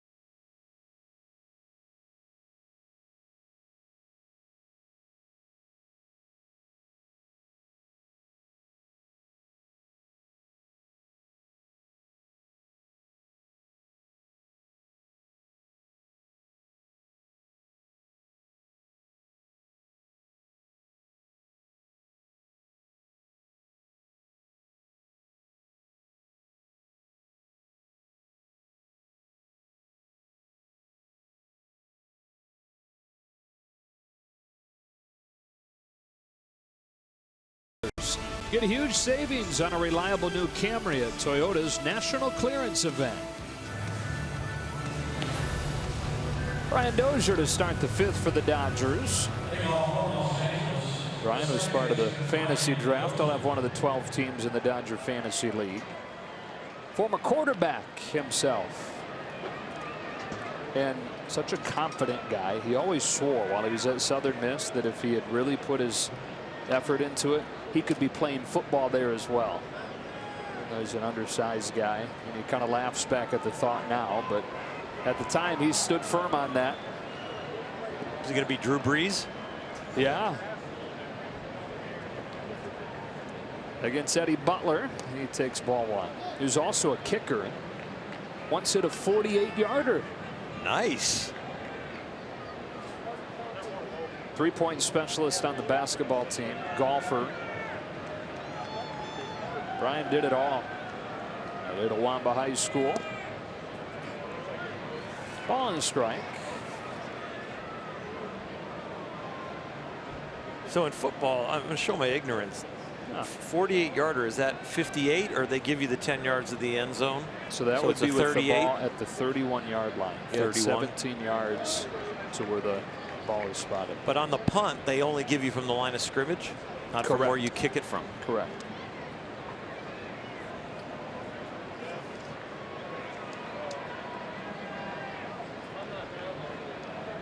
2-1. High fly ball left center field. Brian Dozier leaves the yard off of the top of the wall.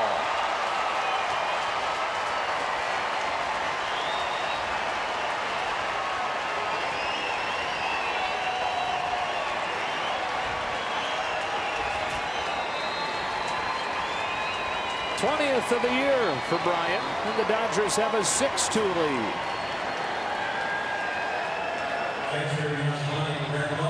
The great thing about baseball compared to football is you get everything from where you hit it. So we'll see what StatCast says on this one. But the wind seems to be knocking the ball down to left field. The fielders have been rushing in on pop-ups, and that ball just barely made it for a ball that was really crushed. And up comes Yasmani Grandal taking a strike. 4th one that he's hit with the Dodgers.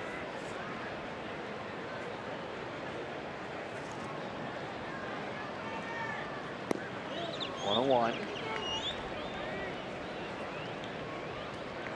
You know, as a minor leaguer, Brian Dozier never hit more than 9 home runs in a season. That bounces, and it's 2-1. The year before he reached the majors, he was out golfing with his AA hitting coach, Tom Bernansky, former big leaguer. And off of one of the first tees, Dozier smokes this 300-some yard drive, and Tom says, wait a minute, where did that come from? Off of the hands to first, Guzman to the bag for out number 1. Well, the next day they sat down and they actually started to brainstorm ways that he could channel some of that power from the golf course into his swing in baseball. They went and stood at home plate with a bucket of balls and a fungo. And his hitting coach Bernansky said, let's play. Toss them up, see how many you can hit out. I want you to really try to hit home runs with this thing. And so he really let it rip. In doing that, started a process to come up with some tweaks to his swing. Some mechanical, some mental.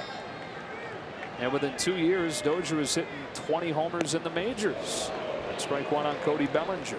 He's since hit 30. He's hit 34. That was never part of his game before really making it a focus.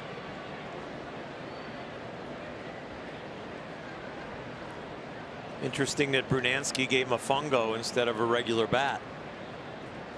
To build confidence in cutting it loose, to have a completely different feel so he wouldn't default to having the thicker grip and the heavier bat and the shorter bat that you would normally use in a game compared to a thin handle bat that a fungo is. It's thin handle for probably a good 30, 32 inches, and then all of a sudden you have maybe 6 inches of a very narrow barrel, so you have a big whip. And much easier to hit the ball a long way with a fungo. Much easier to get underneath it if you're attempting a fly ball, or much easier to hit it on top if you're attempting a ground ball. That probably did change a lot of things in his swing and find out how many he could leverage. 2-2 on Bellinger. Tom Brunansky, a power hitter in his own right. I first encountered him when he was in El Paso Diablo in Double-A. Boy, did the ball really carry in El Paso. They used to pass the hat for the home run hitter, the local home run hitter there. And those guys made a lot of money. What do you mean pass the hat? Into the crowd. They would pass the hat into the crowd. If you hit a home run on the home team, the home crowd would give you money and they'd bring the hat down to you. And in El Paso, the ball flew, and those guys made more than their salary if they were home run hitters. Brunansky probably hit at least 40 there in El Paso one year, and I don't know how many hit at home. Wow. He'd make $200-300 a home run. Bellinger down on strikes. 2 gone. Let's look back at that Dozier home run on StatCast AI powered by AWS. Whatever the numbers are, they were just enough.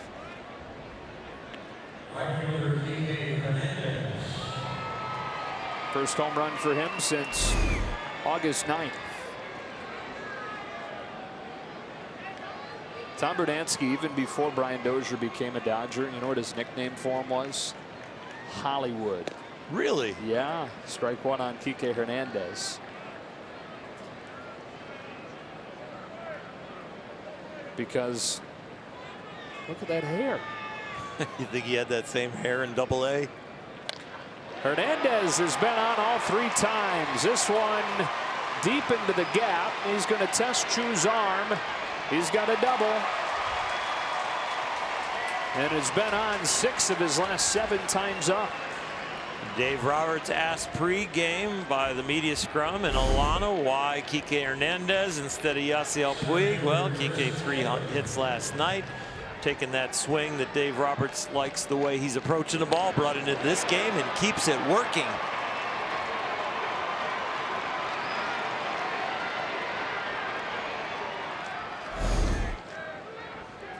Do you think Dozier could get those designer haircuts in Double-A? He couldn't afford those.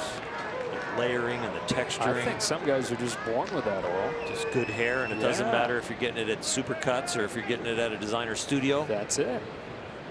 Chris Taylor turns on 1 foul. Brian kind of looks like he was born with that hair.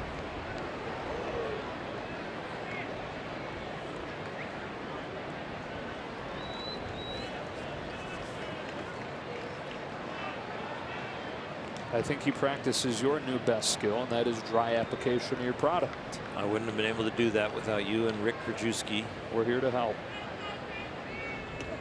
That one gets Taylor by the hands and wrists, which always makes a cringe. Let's take a look, see exactly where it got him. He's looking at his left elbow.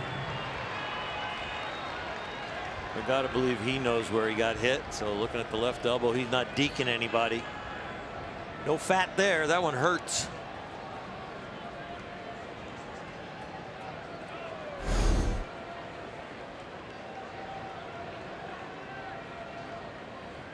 Whole bunch of traffic for the Dodgers tonight. 6 runs on 10 hits already, along with a couple walks, air. That is strike 1 on Jock Peterson. 2 strikeouts. So, you know, the Dodgers had been in a pattern of striking out in double figures. And a lot of those are the Achilles heel of an offense that is not consistent. You get those strikeouts in the middle of rallies, or man on third, or runner in scoring position, it'll shut you down in a hurry. Tomahawks fly ball to right center field. Gallo to end the inning.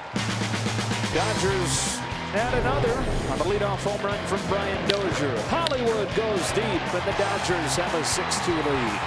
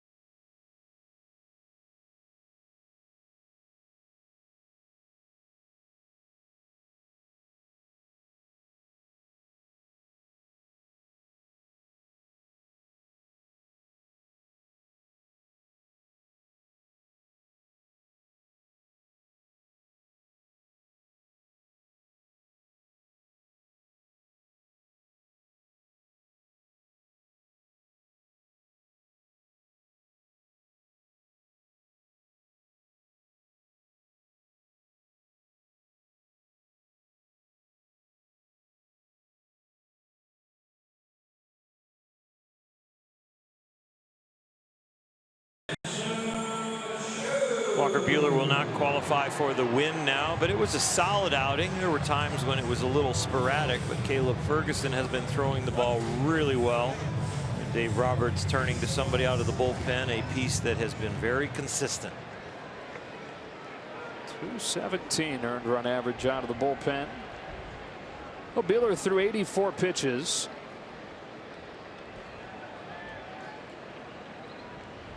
And leaves after 4. The Dodgers in front 6-2. Shin-Soo Choo at the top of the order. Leads things off against Ferguson, who spins a curve in there. Strike 1.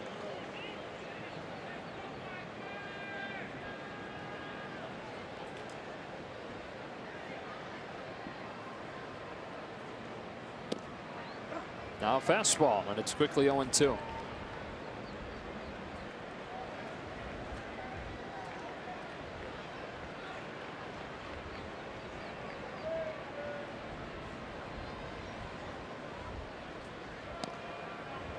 Pretty left-handed heavy lineup tonight, especially at the top of it. 3 of the first 4 are left-handed hitters. 5 total. Part of the reason why the Rangers as a whole have really struggled against left-handed pitching. Left-handed starter tomorrow, and Alex Wood. Got him swinging. Ferguson starts his night with a strikeout. Walker Buehler, those 4 innings, wasn't at his very best, but wasn't horrible either. Held the Rangers to those 2 runs and struck out 4. Couple of walks with those strikeouts. The fastball location kind of let him down. At times it was very good. It's one of the best swing and miss fastballs in the game. But tonight it was the off-speed stuff that kind of carried him.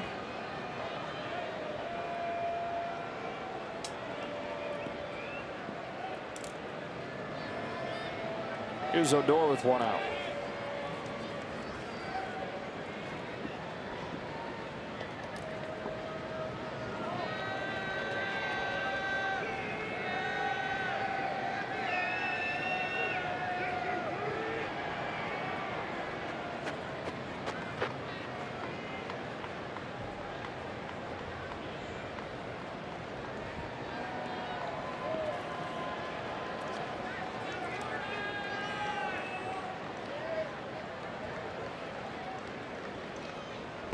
Two and up.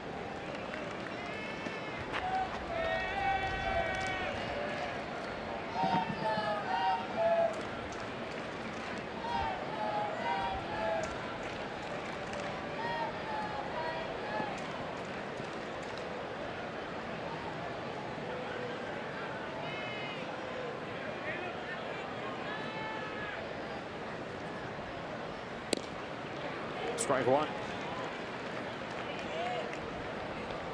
Rudnad the second.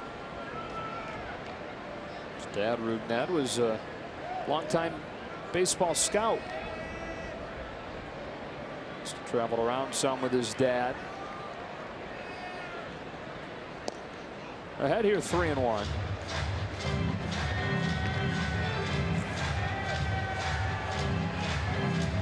Growing up in Maracaibo, Venezuela. When his dad wasn't home, it was his grandpa that would help him out with his baseball. He'd go to the ballpark before school and before grandpa started work. Early in the morning, taking ground balls, taking batting practice. Chops one directly to the defense. Justin Turner waiting for it. 2 up and 2 down in the 5th.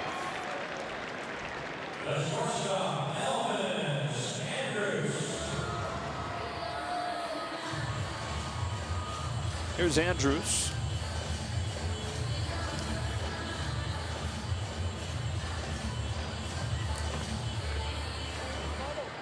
Elvis 1 for 2 tonight. Drove in a run with a single. Rangers getting both those runs in the 3rd. Now the first one from Ferguson. He looks at a strike.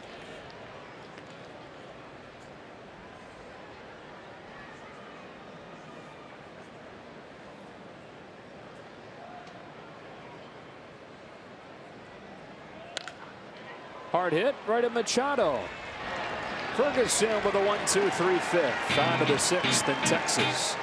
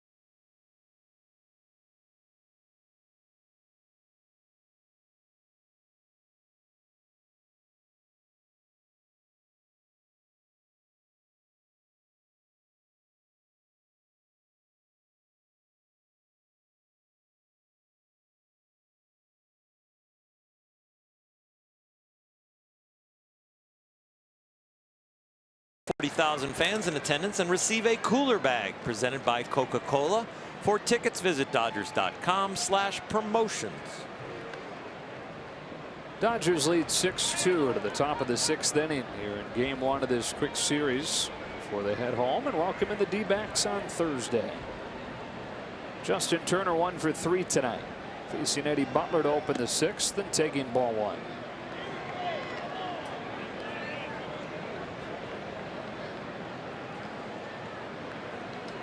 Dodgers 6 runs on 10 hits. Rangers 2 runs on 4 hits. 2-0.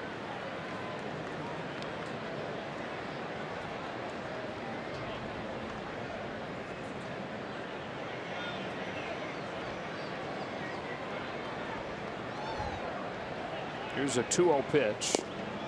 Anthony's 2-1.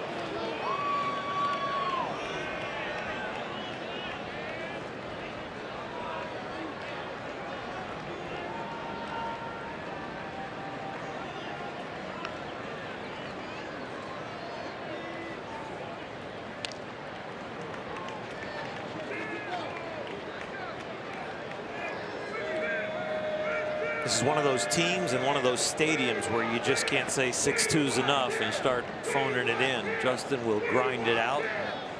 Hopefully in doing that here in this at bat, the teammates will get the message. This ballpark, like Colorado, nothing is over early.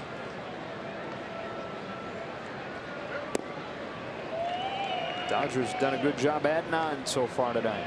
3 in the third, 2 in the fourth, 1 in the fifth.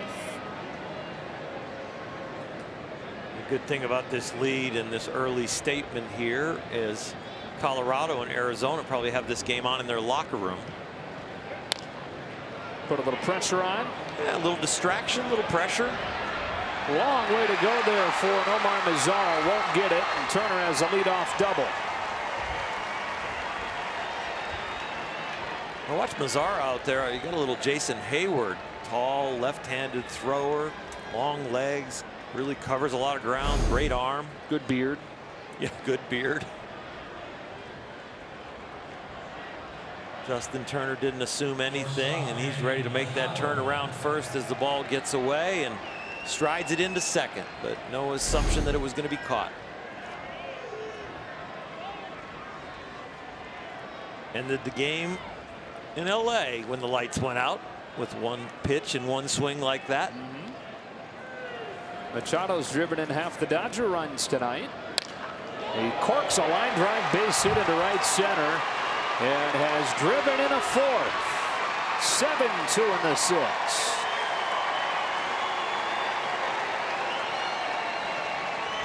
Get hot, Manny. Has not really performed up to the Baltimore standards yet in a Dodger uniform, but it's looking like it's starting to come on. A first pitch attacker, and boy, does he attack this one. Found the middle of the field on a ball that was hit a lot weaker. This one was a bullet. And a well-deserved hit and RBI. 4 straight innings with a run. Still nobody out as Muncy climbs in 1 for 3 and gets hit.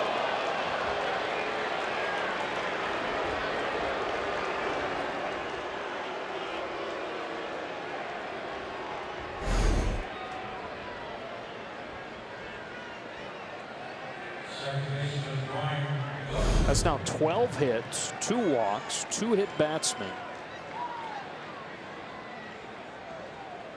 16 base runners over the first 5+.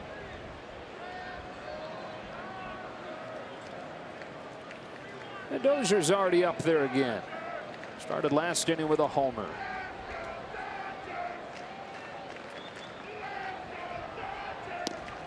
Strike 1. We'll take a look at it. Our Arco top tier play.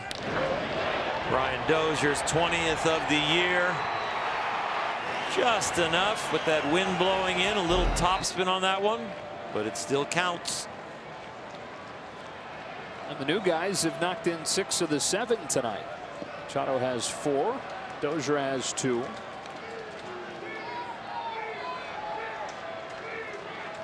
Other one came in on an error.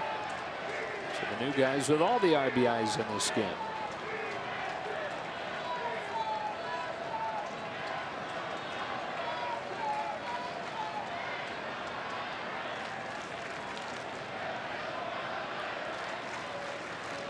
Two on, nobody out, and on a 1-1, Dozier hits a chopper to third for Profar, who starts one to second. That's all they'll get.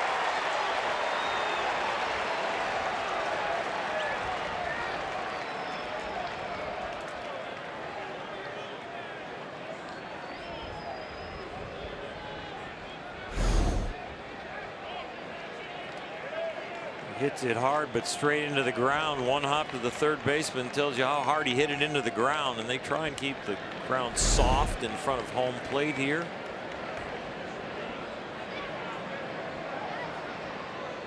Looks like they're going to review it, and first look there, it looked like it may get overturned. Dozier may not have gotten there in time. Yeah, he's going to be out. He's going to be out, and this will be a quick one.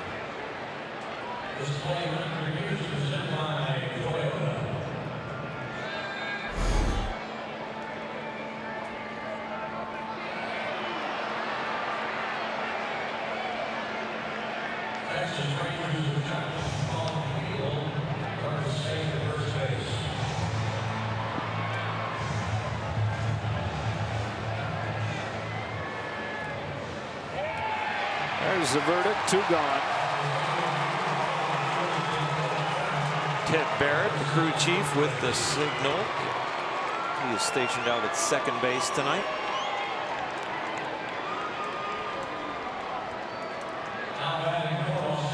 To the headsets, the crew chief goes every time, and the umpire in question goes with him. A man at third with 2 gone, and Grandal flies the first pitch that he sees to right center. Gallo drifts back on it. Finishes the Dodgers in the 6th, but they add another RBI from Machado. It's 7-2.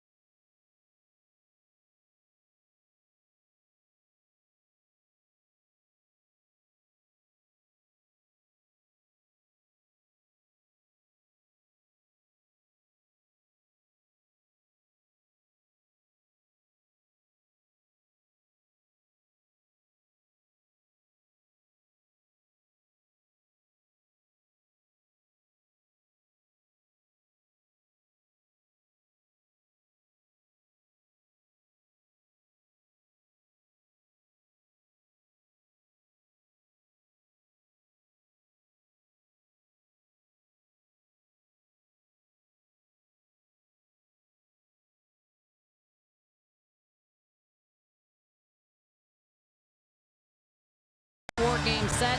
Hill, Kershaw, Ryu, Buehler scheduled to start as far as the probables are concerned.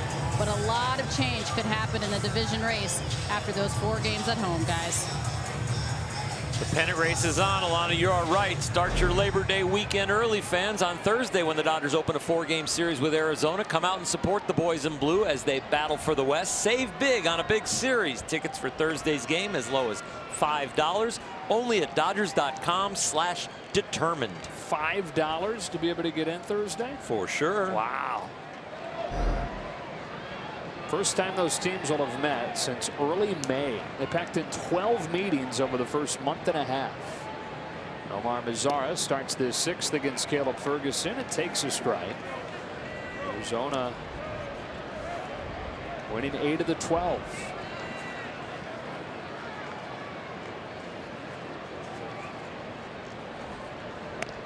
Those are much different Dodger teams. No Justin Turner, no Manny Machado, no Brian Dozier, heck, no Caleb Ferguson. And try to imagine this Dodger bullpen at this point without Caleb. He's turned into one of the surest things down there for Dave Roberts. He's ahead of Mazara here. 1 ball and 2 strikes. He's changed his stature in the whole organization moving forward. Not just a guy coming up to fill in for an injury, somebody who they really look upon now currently, the future. Next spring training, you're going to come in, you're going to know about Caleb Ferguson. The front office is going to be pinpointing him as somebody I can't imagine our bullpen without him. On maybe competing for a spot in the rotation. He's retired all 4 that he's faced. It looks like that's where his night is going to end as Dave Roberts takes it from him and will hand it off to Pedro Baez in a 7-2 game in the 6th.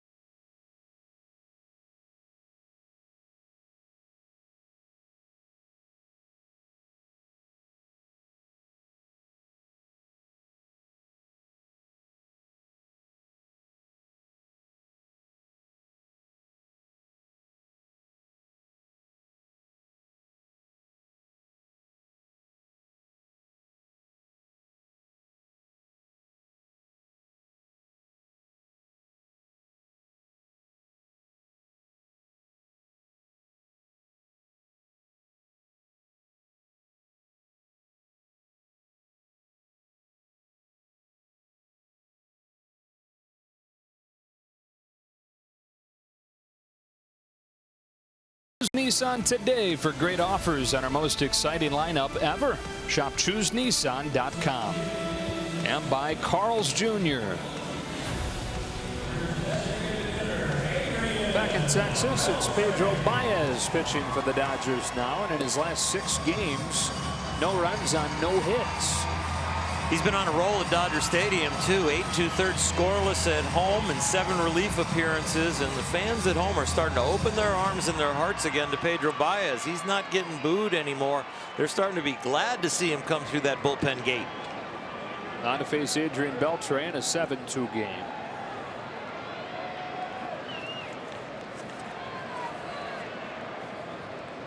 All his power has come against right-handed pitching.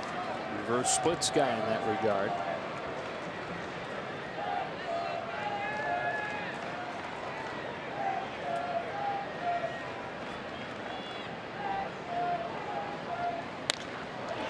Pops up the first pitch. Hernandez in right. 2 out. Seeing a lot of funny routes by outfielders. You're seeing hitters thinking they've hit balls, and all of a sudden they're barely making it out or falling down in front of outfielders. There is a lot of wind up there, and at every level in this stadium, the wind does something slightly different. So you better track the ball and stay with it.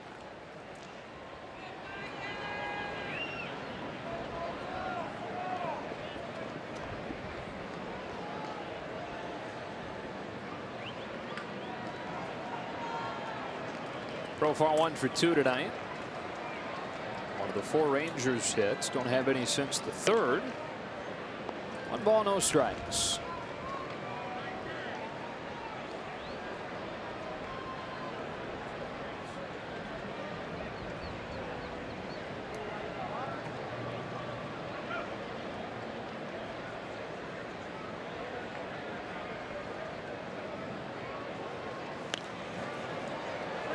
One ball, 1 strike. We've got an early update for you from Anaheim. Rockies and Angels playing game 2, and in the first inning, Carlos Gonzalez with a 2-run home run against Noe Ramirez.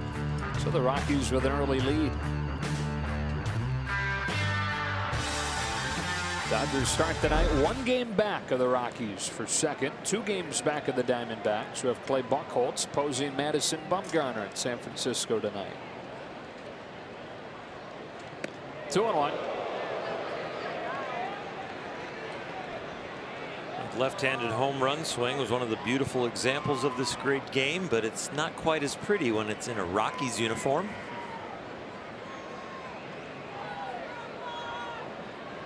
Rockies have their ace Kyle Freeland pitching tonight. And an early lead for him. So that'll line up Buehler and Freeland for the finale. Wrong team. Oh, I apologize. You're right. That'd be fun though, a doubleheader. Play them. I'm so glad you sit next to me. The feeling is mutual, my friend. I need your younger brain. Yeah, it's overrated. Okay. I can have my own opinion. Ground ball right side. Brian Dozier's there. Baez retires both that he faces, and the bullpen has retired all 6.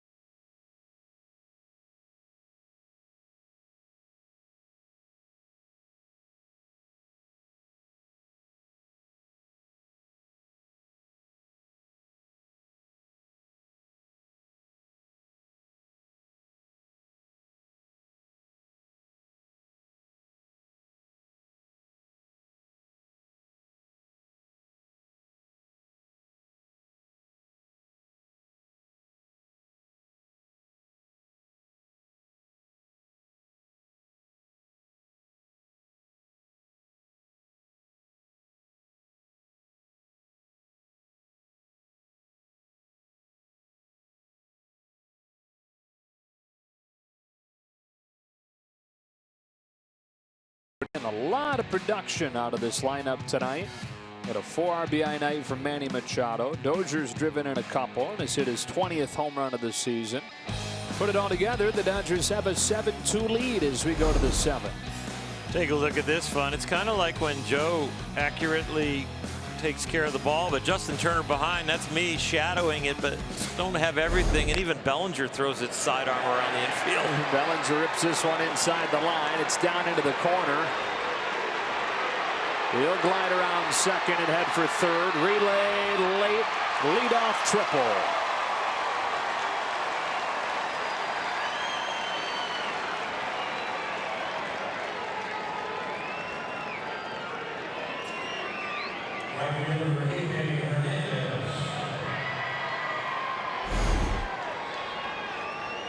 Cody drives this ball down the right field line, and now seeing that carom right there into the corner, he is striding it out gracefully, and a very stylistic slide here at the end. Popped up right there for the triple. With that, 8 of the 9 Dodgers have at least one hit tonight. Yasmani Grandal still trying to find his first knock. Hernandez drives the ball in the air to left center field. That sends Gallo to the edge of the warning track to catch it. In comes Bellinger. RBI Kike Hernandez and an 8-2 lead. What a night for Kike, huh? 2 hits, a walk, and now a sacrifice fly. And you're starting to look at this lineup lengthen out through the San Diego series after getting swept by St. Louis, and now here in Texas for 2. The Dodger offense is getting production from the top and now the bottom of the order.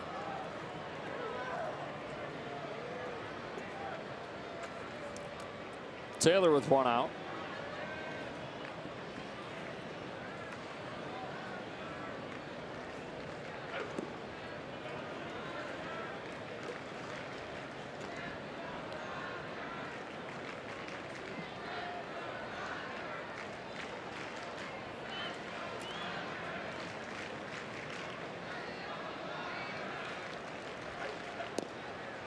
One on one.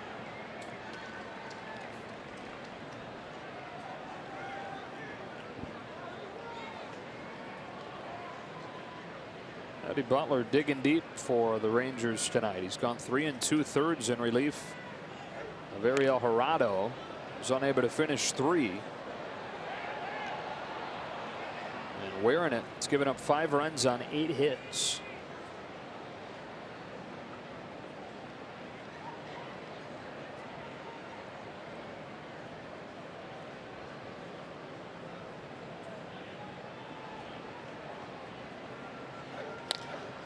Bouncing ball to short.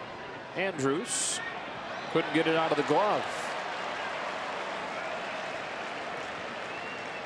No one will ever question Chris Taylor's effort.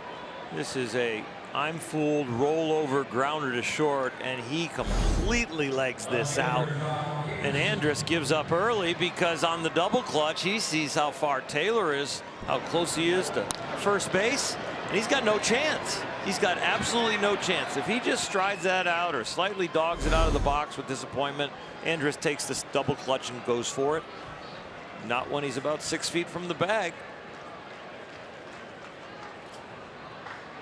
1 on 1 out. Here's Peterson.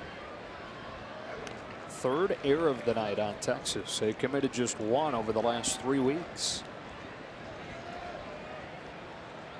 And it's not until a play like that where you realize why hustle is as important as it is. It sets a tone even when you're out, and it puts pressure on. Sometimes you get rewarded, but you'll never get rewarded if you don't hustle every time.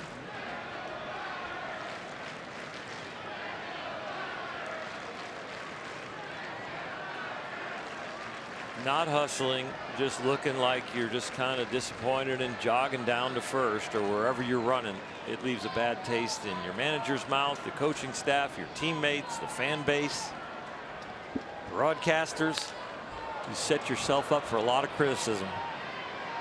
Popped into left for Chu. 2 out.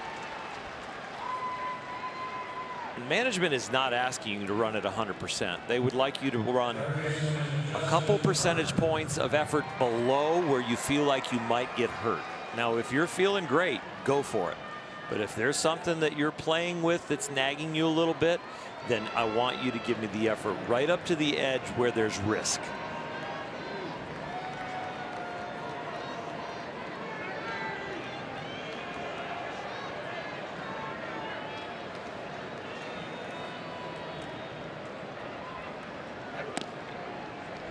the inside corner for a strike on Turner.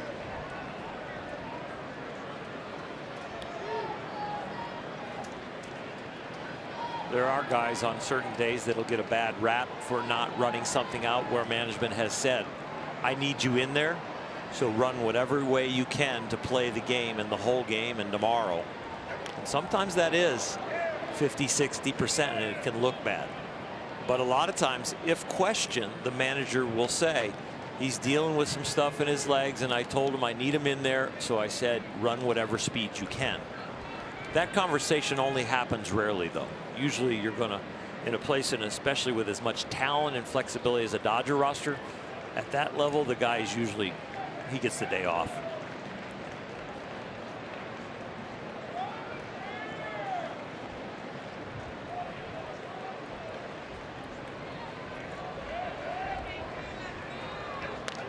How's it go over inside a clubhouse when a guy doesn't hustle? Well, first, if we're talking about the last guy that has permission to kind of stride it out, or we're talking about the guy who doesn't hustle. Without permission. Without permission, it doesn't go over well. And you need leadership inside the clubhouse because it can become a white elephant. It can become the elephant in the room that nobody addresses. And then it can build some frustration, and it can build a lot of lack of communication on all the different details about playing the game right. And so all of a sudden the team might not seem divided, but there's a subtle division there. A subtle division that doesn't let you perform to your utmost ability as a whole because people aren't keeping other people accountable. You got to hold each other accountable. Taylor hustles his way into scoring position. RBI chance for Justin Turner. If it has to come from the manager and the coaching staff all the time, it starts to feel like nagging compared to what's expected and even my teammates expect it. Like you talk about, a lot of times that carries more weight when it comes from your peers. Definitely does.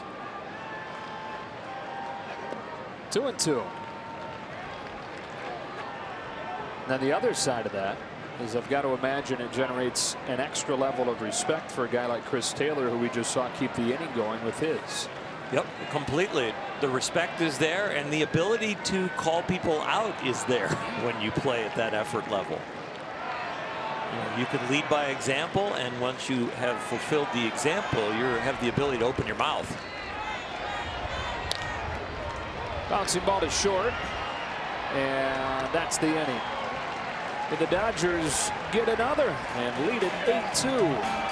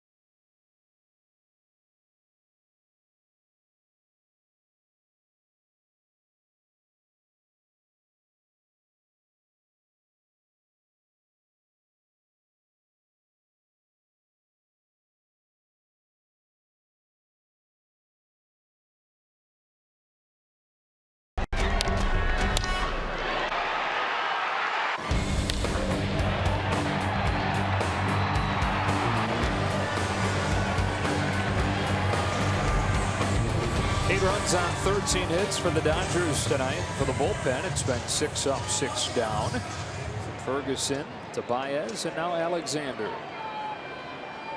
Scott kind of settling in. He's not hot, he's not cold, but he's a solid piece right now. But he would love to get on a little scoreless streak where Dave Roberts can just dial him up, and that's what this outing is about. But there's a little bit more pressure in this ballpark, no matter what the score. Bottom third of the order, Gallo, Chirinos, and Guzman. It's 2 left-handed hitters in there. And strike 1 on Gallo. That one caught inside of the leg of Grandal.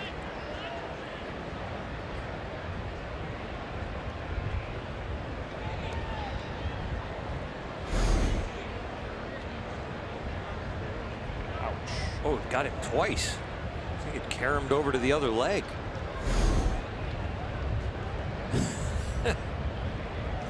I am not laughing at him. I'm laughing with him. It's like, really? Twice? 1 ball?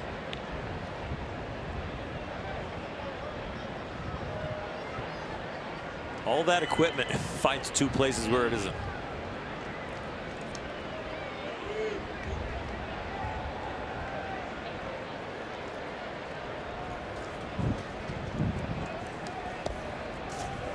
There was a time midway through the summer where Scott Alexander had kind of turned into the guy ahead of Kenley Jansen for Dave Roberts to trust. I'm hoping that he can get back to that form. He's gone down to AAA, revamped a couple of things, regained his confidence.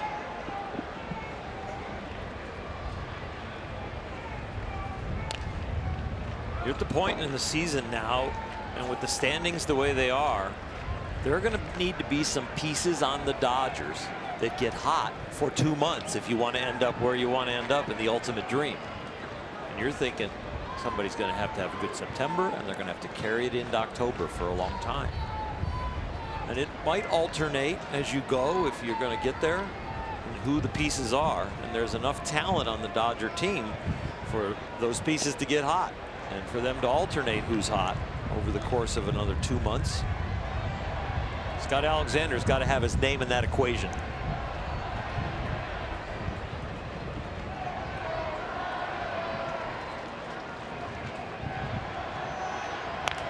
Gallo hits it hard foul. It is really blowing hard. Sure is, man. Even for Texas.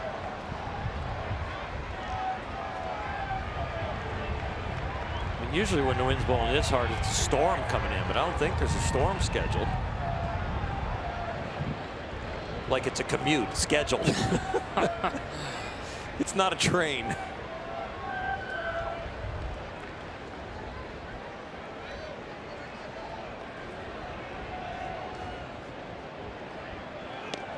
Alexander strikes out Gallo. Yeah, Tuesdays in this ballpark are just wind nights. They don't have storms on Tuesdays. Okay.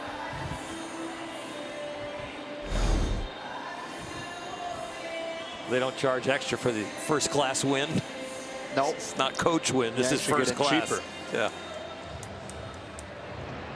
This, by the way, is the largest crowd here in 19 home games.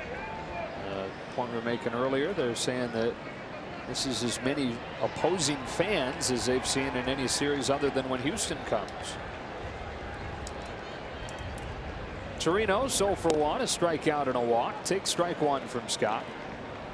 Dodger fans travel well, and a big thank you to the Dodger fans that have come to the home games. The Dodgers are the only team over 3 million, actually over 3.1 million this year, fastest to that. And as we advertise the come out and support the Dodgers against the Arizona Diamondbacks with tickets $5, as low as $5, thank you for the people that have already come out and are going to continue to come out.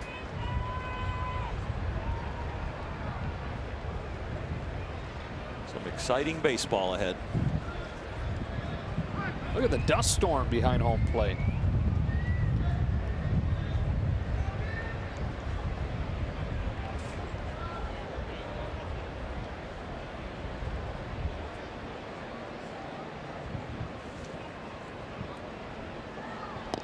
What are those things that knocked out the power in Phoenix? Haboob? Like Habab? Haboob? Big dust devils. Yeah.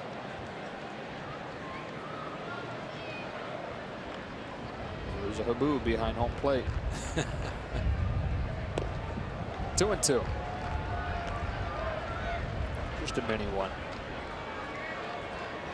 He's still got power. Thank goodness. That's not been a sure thing these days.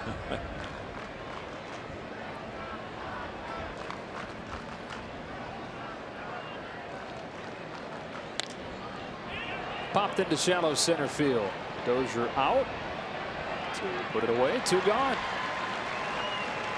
Let's check in with Alana. Are you surviving the Haboob? I am surviving the Haboob. It was hotter than heck earlier, and now we have a little bit of breeze. It actually feels nice, guys. Clayton Kershaw, one of the 3 Dodgers here that are from the state of Texas. Clayton Kershaw's been back to this park 3 different times wearing a Dodgers uniform, but he's never pitched here as a member of the Dodgers. He was telling me earlier today that he would come to about 20 to 30 games a year when he was younger. One of his friends had season tickets. He said, you know, it's a double-edged sword not pitching here. I'd love to be able to have an opportunity to pitch in my home park. He's pitched in about 25 different major league cities. He said, but when I'm not pitching, it gives me a little bit more time to spend with my friends and family because, of course, his routine is a bit different on days in which he does not start. His routine's different and his personality. He's got a game face that maybe friends and family don't want to be around all the time. He'd be the first to tell you that. My friends and family tell me that too.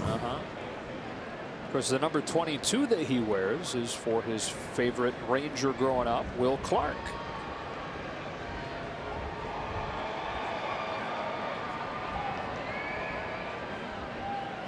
Alexander de Guzman with a 1-1. That's strike 2.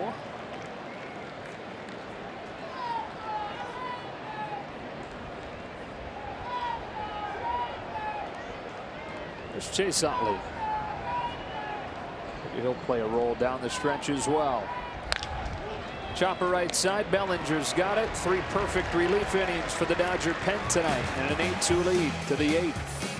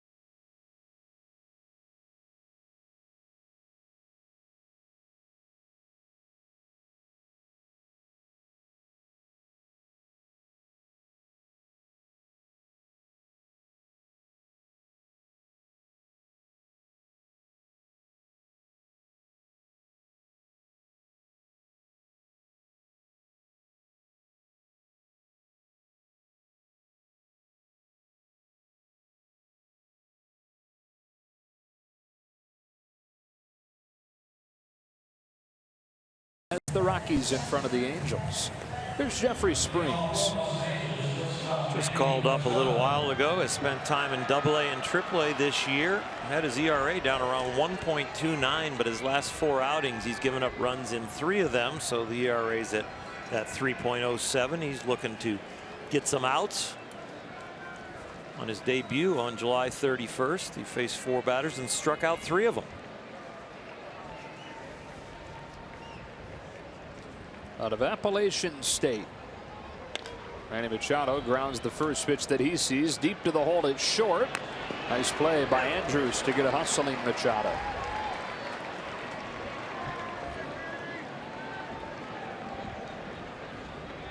Designated hitter Max Muncy. 8-2 in the 8th. Here's Muncy. Alex Wood for the Dodgers tomorrow. Mike Minor for the Rangers. Is having a pretty good year, at least relative to the rest of the staff. 0-1.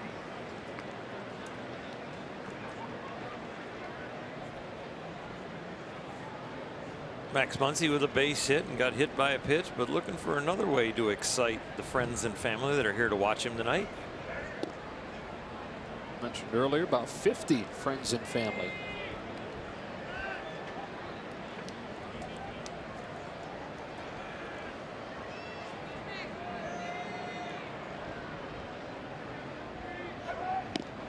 One and two.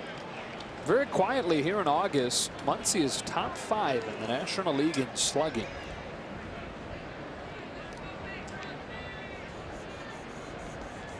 Home run power has come back over the last week or two after the slump out of the All-Star break.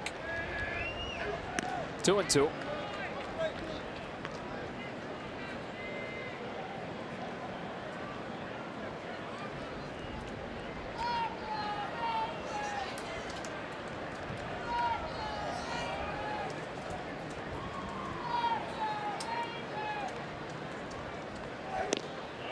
Got him looking.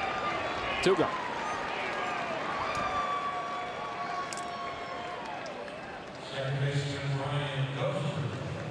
Jeffrey Springs, average fastball around 92. A good changeup and a good slider. Got some nice actions out there. Former 888th overall pick. Late bloomer. Strike one on Dozier.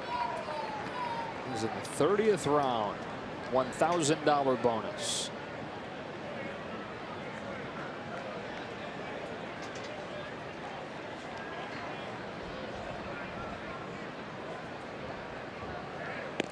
He's always used it as motivation.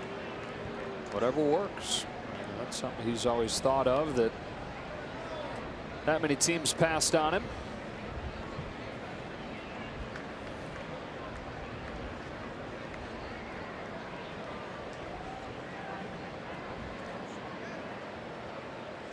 Here it comes with the 1-1. Good strike 2 on Dozier.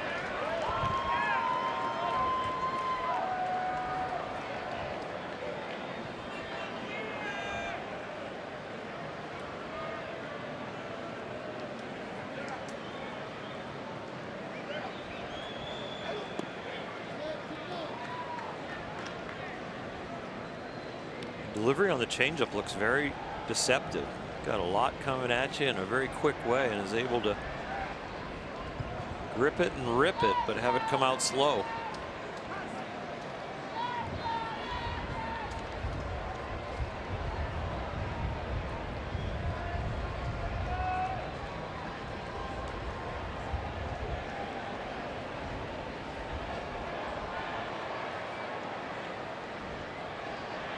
Two. Got him. 1-2-3 inning for Springs. To the bottom of the 8th. All Dodgers tonight.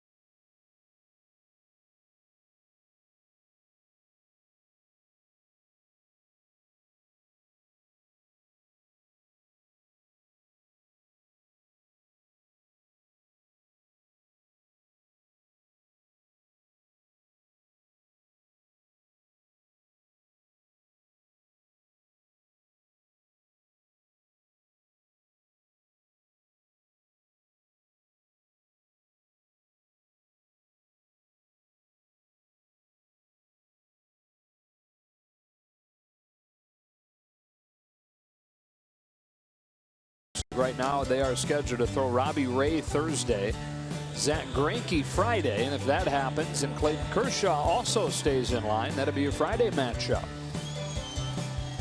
Some nail biters coming. We'll see what the results bring tonight and where they are in the standings, then tomorrow and going into that series. Here's Pat Venditti. He throws with both hands. He has to determine which hand he's going to throw with before the hitter comes up. We will get to see both in this inning. Top of the order for the Rangers, Shin-Soo Choo.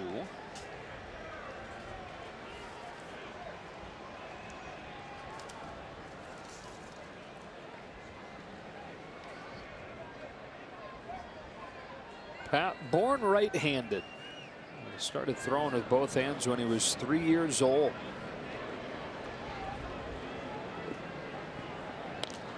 Standing in the front yard. His dad said to his mom, "Hey, honey, what do you think about this crazy idea?"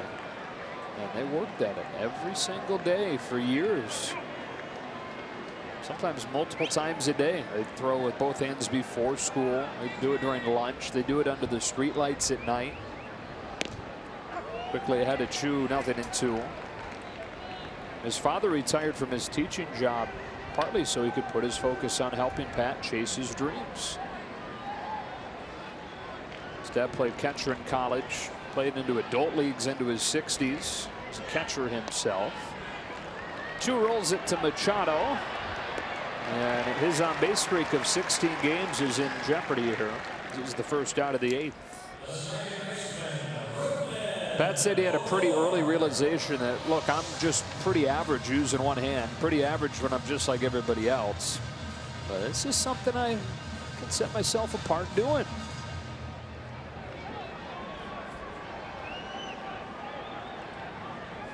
All that throwing you talked about to learn to throw with both hands.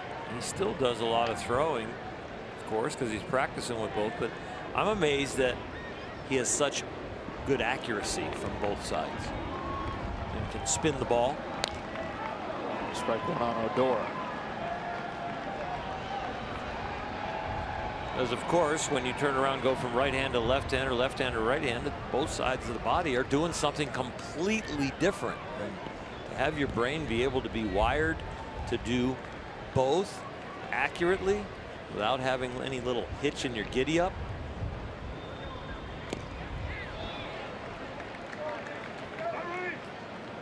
You know, in high school, he would start on back-to-back days. Start as a right hand to the first day and as a left hand to the second day, or vice versa.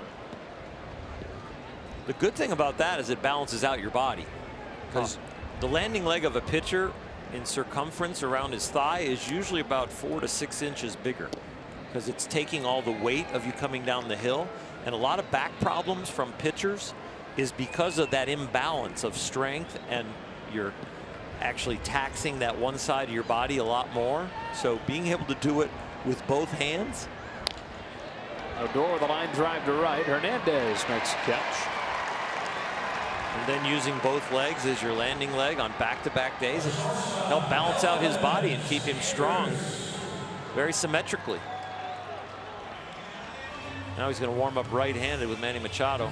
With that 6-finger glove of his. Got his first one of those when he was 7.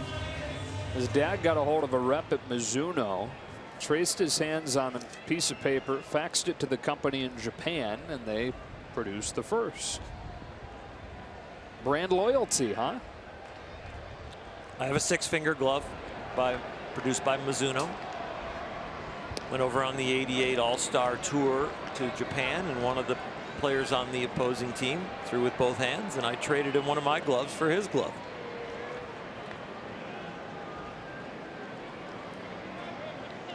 Oh, on to Elvis Andrus. Frisbee slider, couldn't lay off. 0-2.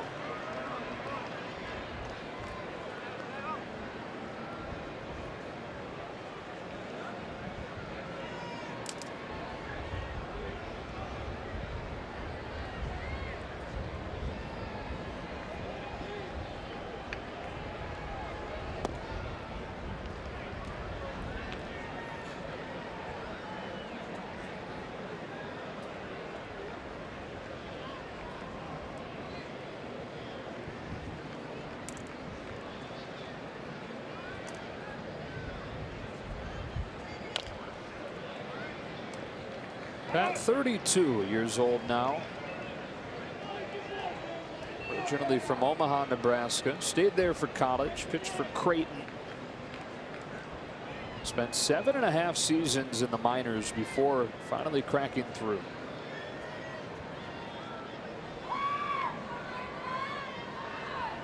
His 1-2. Andrews barely gets a piece. I wonder if he invested with the Oracle of Omaha. Is any Berkshire Hathaway stock? Being from there, you'd be a little bit more sensitive to investing with Warren Buffett. There's a lot of very well-off people from Omaha because of Warren Buffett. It's a good town. It is. Got to go there an awful lot because of the College World Series that I broadcast for a while. A lot of good steak there. I was about to say that. Just some good steakhouses.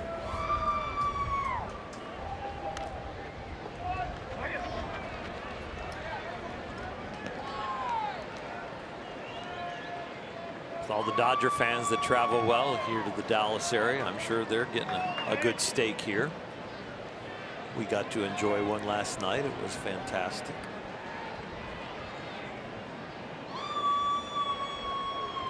Another 1-2 to Andrews from Pat Venditti. And a big bouncer towards the middle off of Dozier's glove. Andrews, the first base runner in 4 innings against the Dodger pen tonight. Brian Dozier missed this ball because he was trying to do it so quickly. It was total risk reward of I've got to get the ball quickly and get the exchange if I'm going to get him.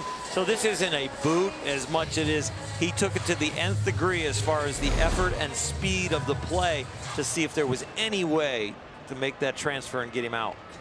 Scorer agrees with you. It's a hit. Just the 5th tonight for Texas. And here's Mazzara.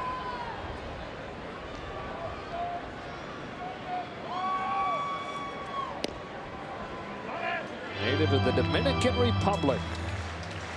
The son of a retired admiral in the Dominican Navy.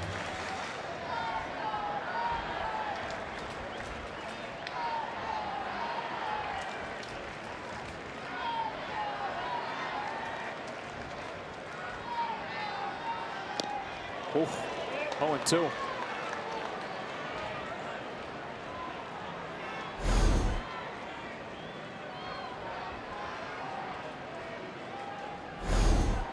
When does the goatee become a beard, and is it still a beard when you have no sideburns joining it? That's not a goatee. No. But when does it reach that? Yeah, I mean, he doesn't have the sideburns coming down the side to join the hair from, if there's any on his head. I can't remember now with the helmet on. I think he goes with the shaved head. You have to have a new term, or maybe the term's already out there. I think he'd have to shave quite a bit more for it to become a goatee. So it's a beard even if the sideburns don't come down. I think so, just because they're kind of tapered. This is getting deep. Sure is.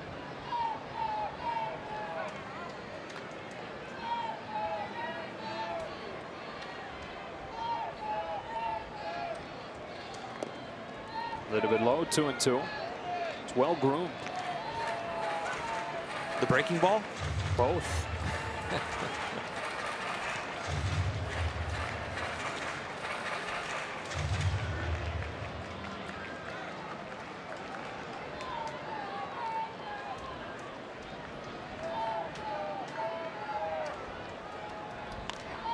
Stays alive at 2-2.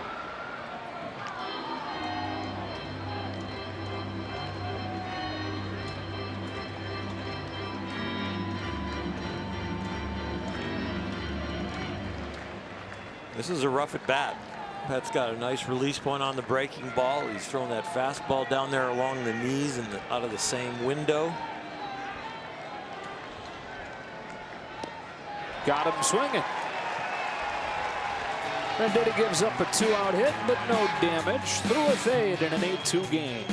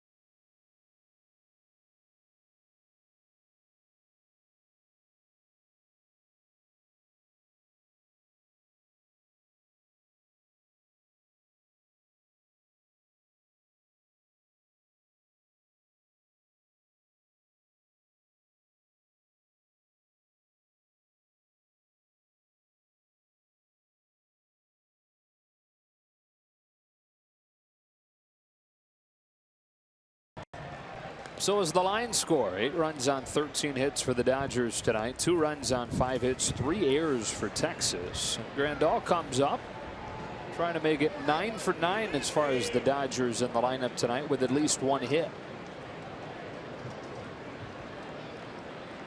Meanwhile, for Yasmani, the average over his last 19 games is dipped below 120.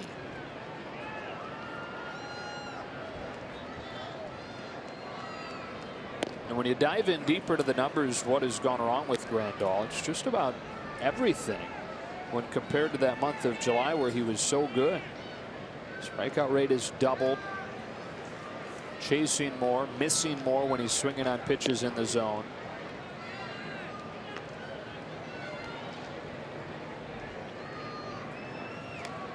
Walk rate pretty steady, but an alarming jump in the K rate.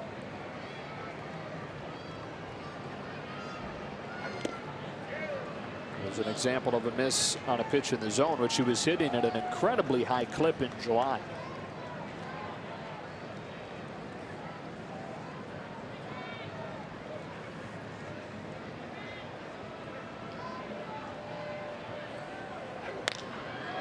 Flips this one into center field. Gallows got it, 1 gone. Kenley Jansen is warming. Not a save situation, but a perfect situation for him to try and get back in line. A lot of times you avoid these games with your closer, of course. Even if you need an inning out of somebody, you don't suggest that he pitch it. But in Kenley's situation, coming back off the time when he was resting with his heart issue and then having some rough outings after that, he needs to go out there and find himself and get ready for the next save situation.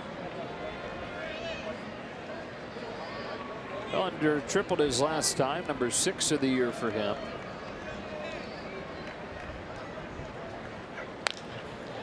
He hits this one down the line, foul.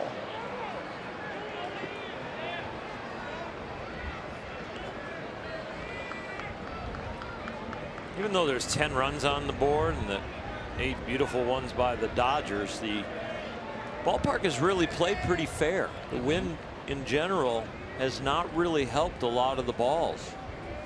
Really been knocked down tonight. Bellinger pokes a base hit to left.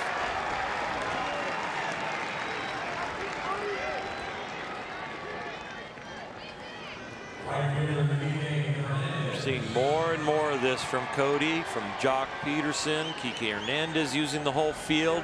It is fun to watch these young hitters all of a sudden find the other side of the ball field.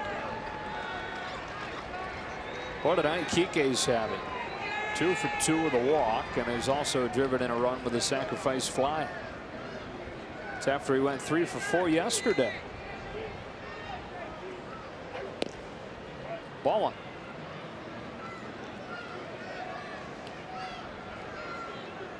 Not only raising his average up for the season, but raising his tight pants average. Would you consider those tight? That was pretty tight. Yeah. He's been going with the high socks too. Those are not the tightest, though. I think those are the. Yeah. Put a bit of wrinkling in there. You know, the home material and the visiting material, depending on the dye, can be the same. You know, you can order the same size, but they have a little different feel to them sometimes. A little different. At least that's the way it was in the day. Can't tell you currently. Those are a little baggier.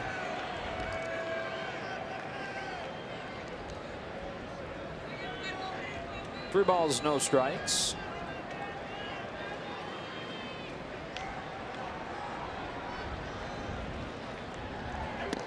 Strike 1. Rockies still have a 2-0 lead over the Angels on the Carlos Gonzalez first inning homer. Diamondbacks and Giants are scoreless in the 4th in San Francisco. A 3-1, and Hernandez hits a high pop fly down the left field line that Chu gives a look, but it's a souvenir.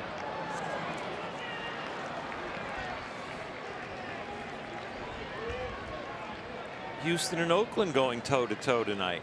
They're tied 3-3 in the 8th. They're separated by 2.5 games now. Houston in the lead. Houston beat them last night.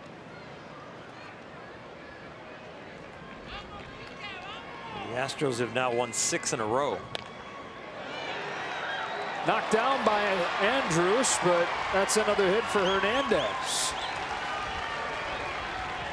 Kike had 2 3-hit games over his first 115 games this year. He has 2 in the last 2 days. This is a bullet. Hit so hard and with some spin on it. The curve there like a left-handed slider by Andrus.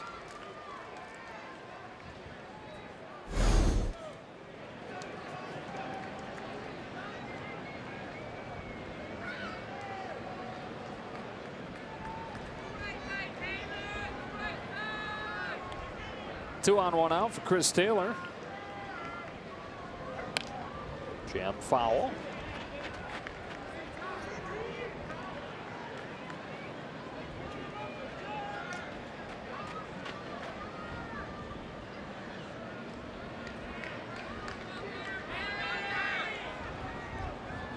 Dodgers on the verge of moving to 3-0 against Texas this year.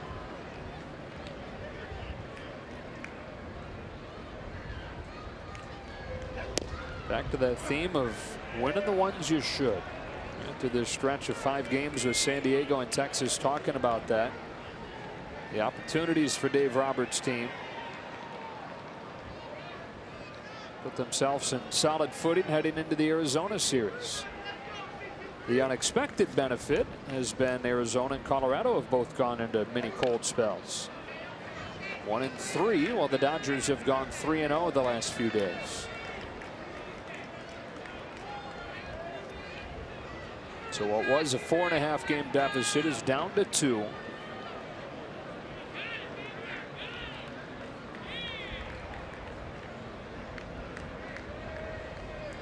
Three days left in August.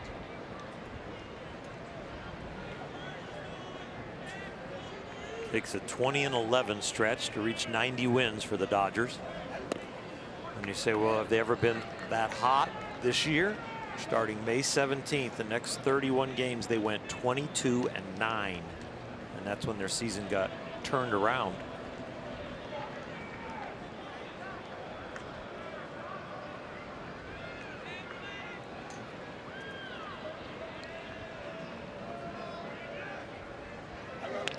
There's a Fangraphs article we were checking out before the game today that was trying to quantify just how important the strength of schedule is down the stretch, how significantly tough Arizona's schedule is. And they had a really interesting way to quantify it, basically saying that the difference between Arizona's schedule and the Dodgers schedule is basically like the equivalent of Paul Goldschmidt and his value. Ricochets off of the glove to short. They get the out at second, and that's all. First and third with 2 gone. Not yet. Good song, just not quite ready for it. So yeah, the expected gain in value based on what the Dodgers have versus what the Diamondbacks have, the equivalent of 1 month of Paul Goldschmidt. So the Diamondbacks were playing the Dodgers schedule. We really like this song.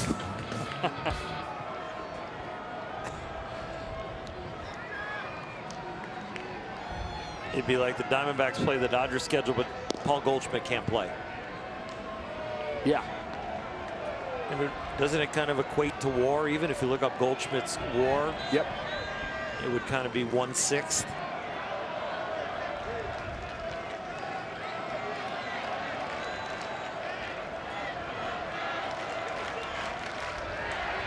Yeah, so the Dodgers, based on their schedule compared to Arizona's schedule, just on paper, projection systems say that they should be a game better based off the schedule alone. And Paul Goldschmidt is worth about 1 win per month, and that's what's left. That's how they come up with that. Here's a 1-1 to Peterson. It's fouled off 1-2.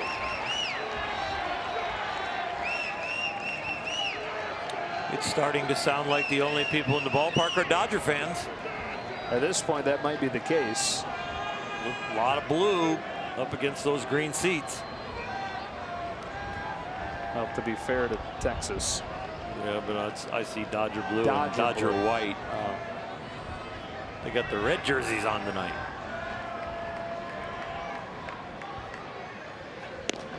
Peterson down on strikes. That's that for the Dodgers in the ninth. Let's go to the bottom half. 8-2.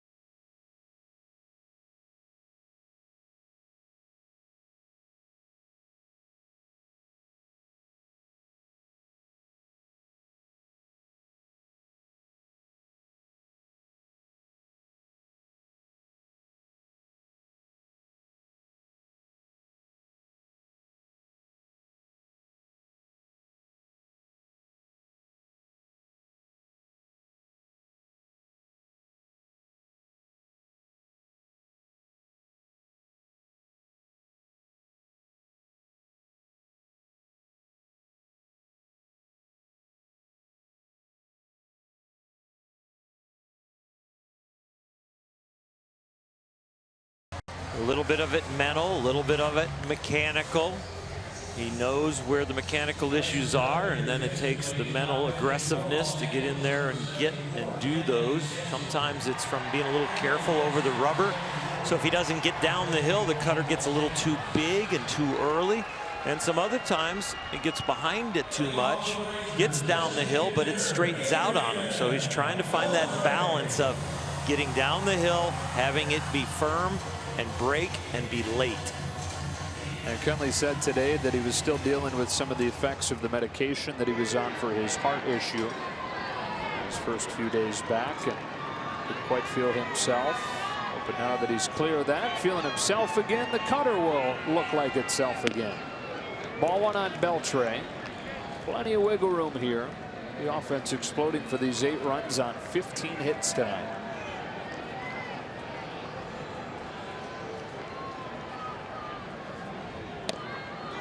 One away.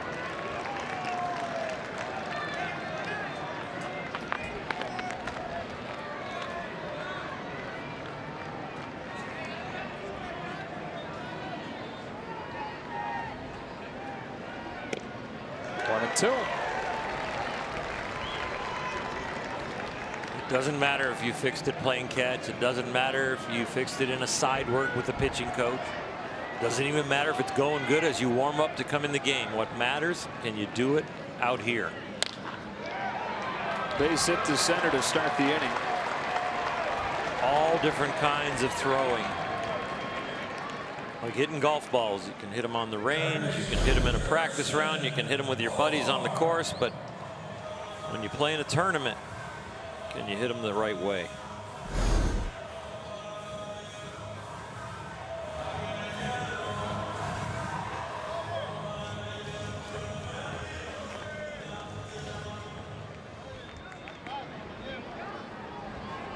Leadoff man aboard. Here's Profar.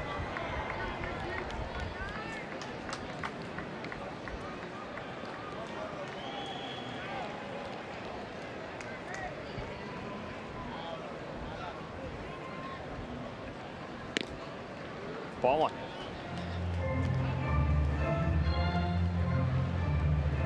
That was his 4-seam fastball or 2-seam. He wanted that tailing action. That wasn't a bad cutter.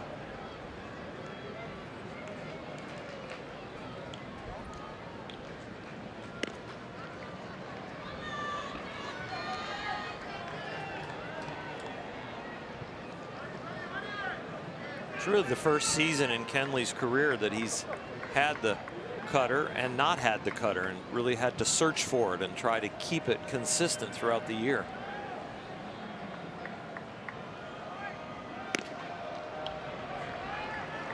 Quickly 3-0. Working really hard to get on top of the ball right now to kind of feel like it's coming out of your hand the right way, but in doing so he's tilting his upper body towards first base, pulling out of his delivery. That one's in for a strike. 3-1. The upper body goes left too early, or the head goes towards first base too early. A lot of times your misses are going to be high to the arm side. Keep your head over your belly button, keep it kind of centered on your body, your arm can work right down and through. That's a walk. His head's coming offline a little bit. He's taking his weight, that big man's weight, in the wrong direction, away from home plate. Dave Roberts coming out to give him an inspirational talk.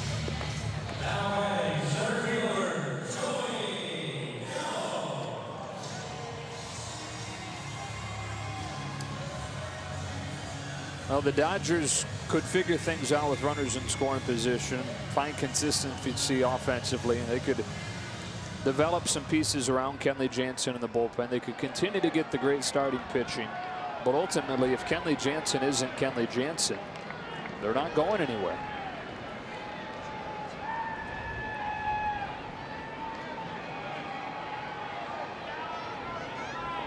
Here's Gallo. Taking ball one. It falls right into the cliche. It's all for naught. Yep.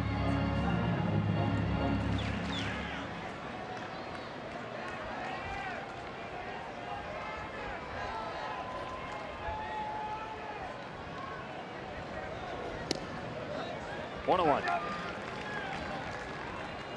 It's almost like having a beautiful, expensive house, but built on a faulty foundation. Or when you go to finish the house off, not a very good roof. Yep, either way. I meant more of the one end to the other. Crumbles, you yep, know? one end to the other. When Kenley's Kenley, it's as solid of a foundation as you're going to have. For sure. You got two good ones in a row right there.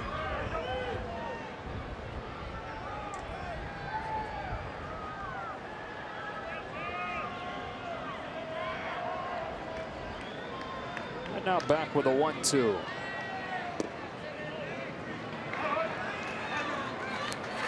From Yasmani, I don't ask him to do too much with it right here as far as the location. I'd stay a little bit more inner half, outer half, so he can just feel good about where he's headed with his body and his delivery. You get right on the edges of the plate, and just the fact that the glove is out there on the edge makes you try a little bit too hard sometimes. His spray pattern right now is not tight enough to go for the edges. I think it's more about let's work to the middle of the plate. If we get a good one out of him, let's move a little bit, but let's not just immediately jump out to the black. You got to take baby steps when you're lost.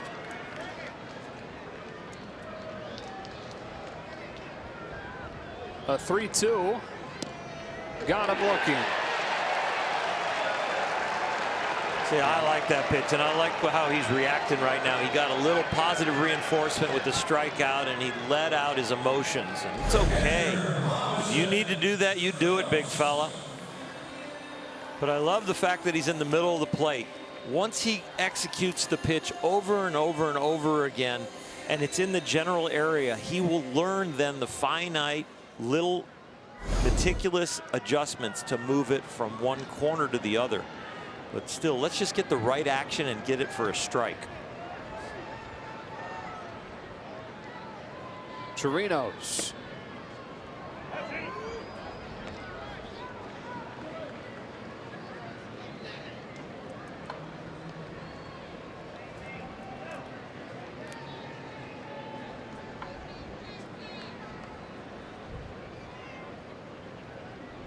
Jansen's 1-0 pitch. There's a strike, and here's that reaction you were referencing. I love that he's comfortable enough in his own skin to just show this to everybody. That's the passion inside that we don't see, but we got to see it right there.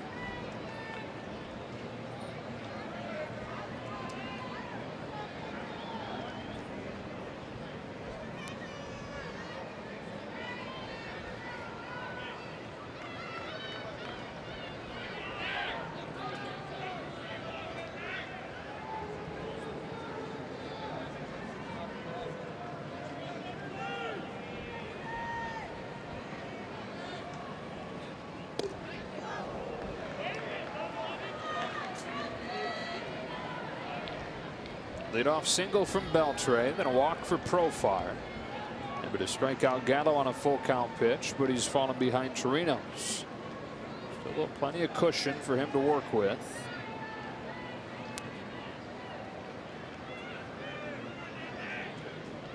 Here comes his 2-1. Base hit to left. They go station to station, and they're loaded up with 1 out. Beltre could have scored easily, but they're not worried about him. If he trips or something happens that's just out of the ordinary, they don't want to risk that. His run means nothing. But him staying at third might just be the catalyst to get Kenley on track. Why is that? Because it's still got a chance to put a 0 up there. And so that token run over there that might not be the difference in this game could be the difference in his confidence and coming out of this outing feeling better about himself. The 9-hitter Guzman takes strike 1. A nice signature cutting action to it to the inside corner.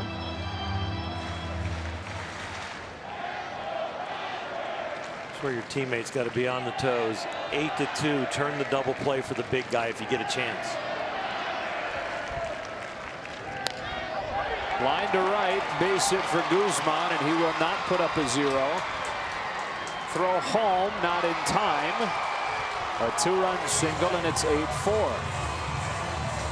I think Dave Roberts is going to have to take him out. I don't know what the decision would be, but boy, it's a tough wire to walk.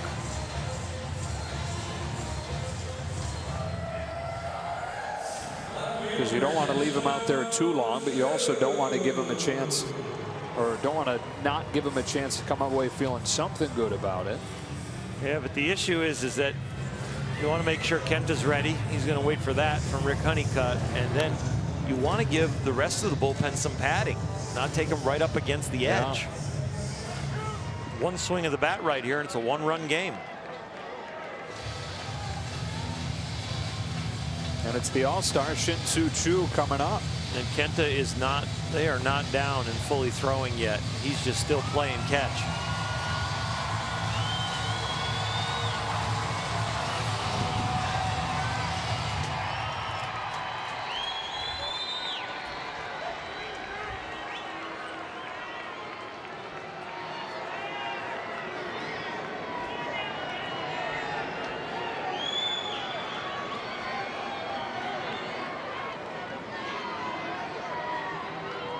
Choo breaks his bat. Jansen somehow picks it and starts a game-ending double play. A magic trick. It's quite a play. Broken bat coming at you.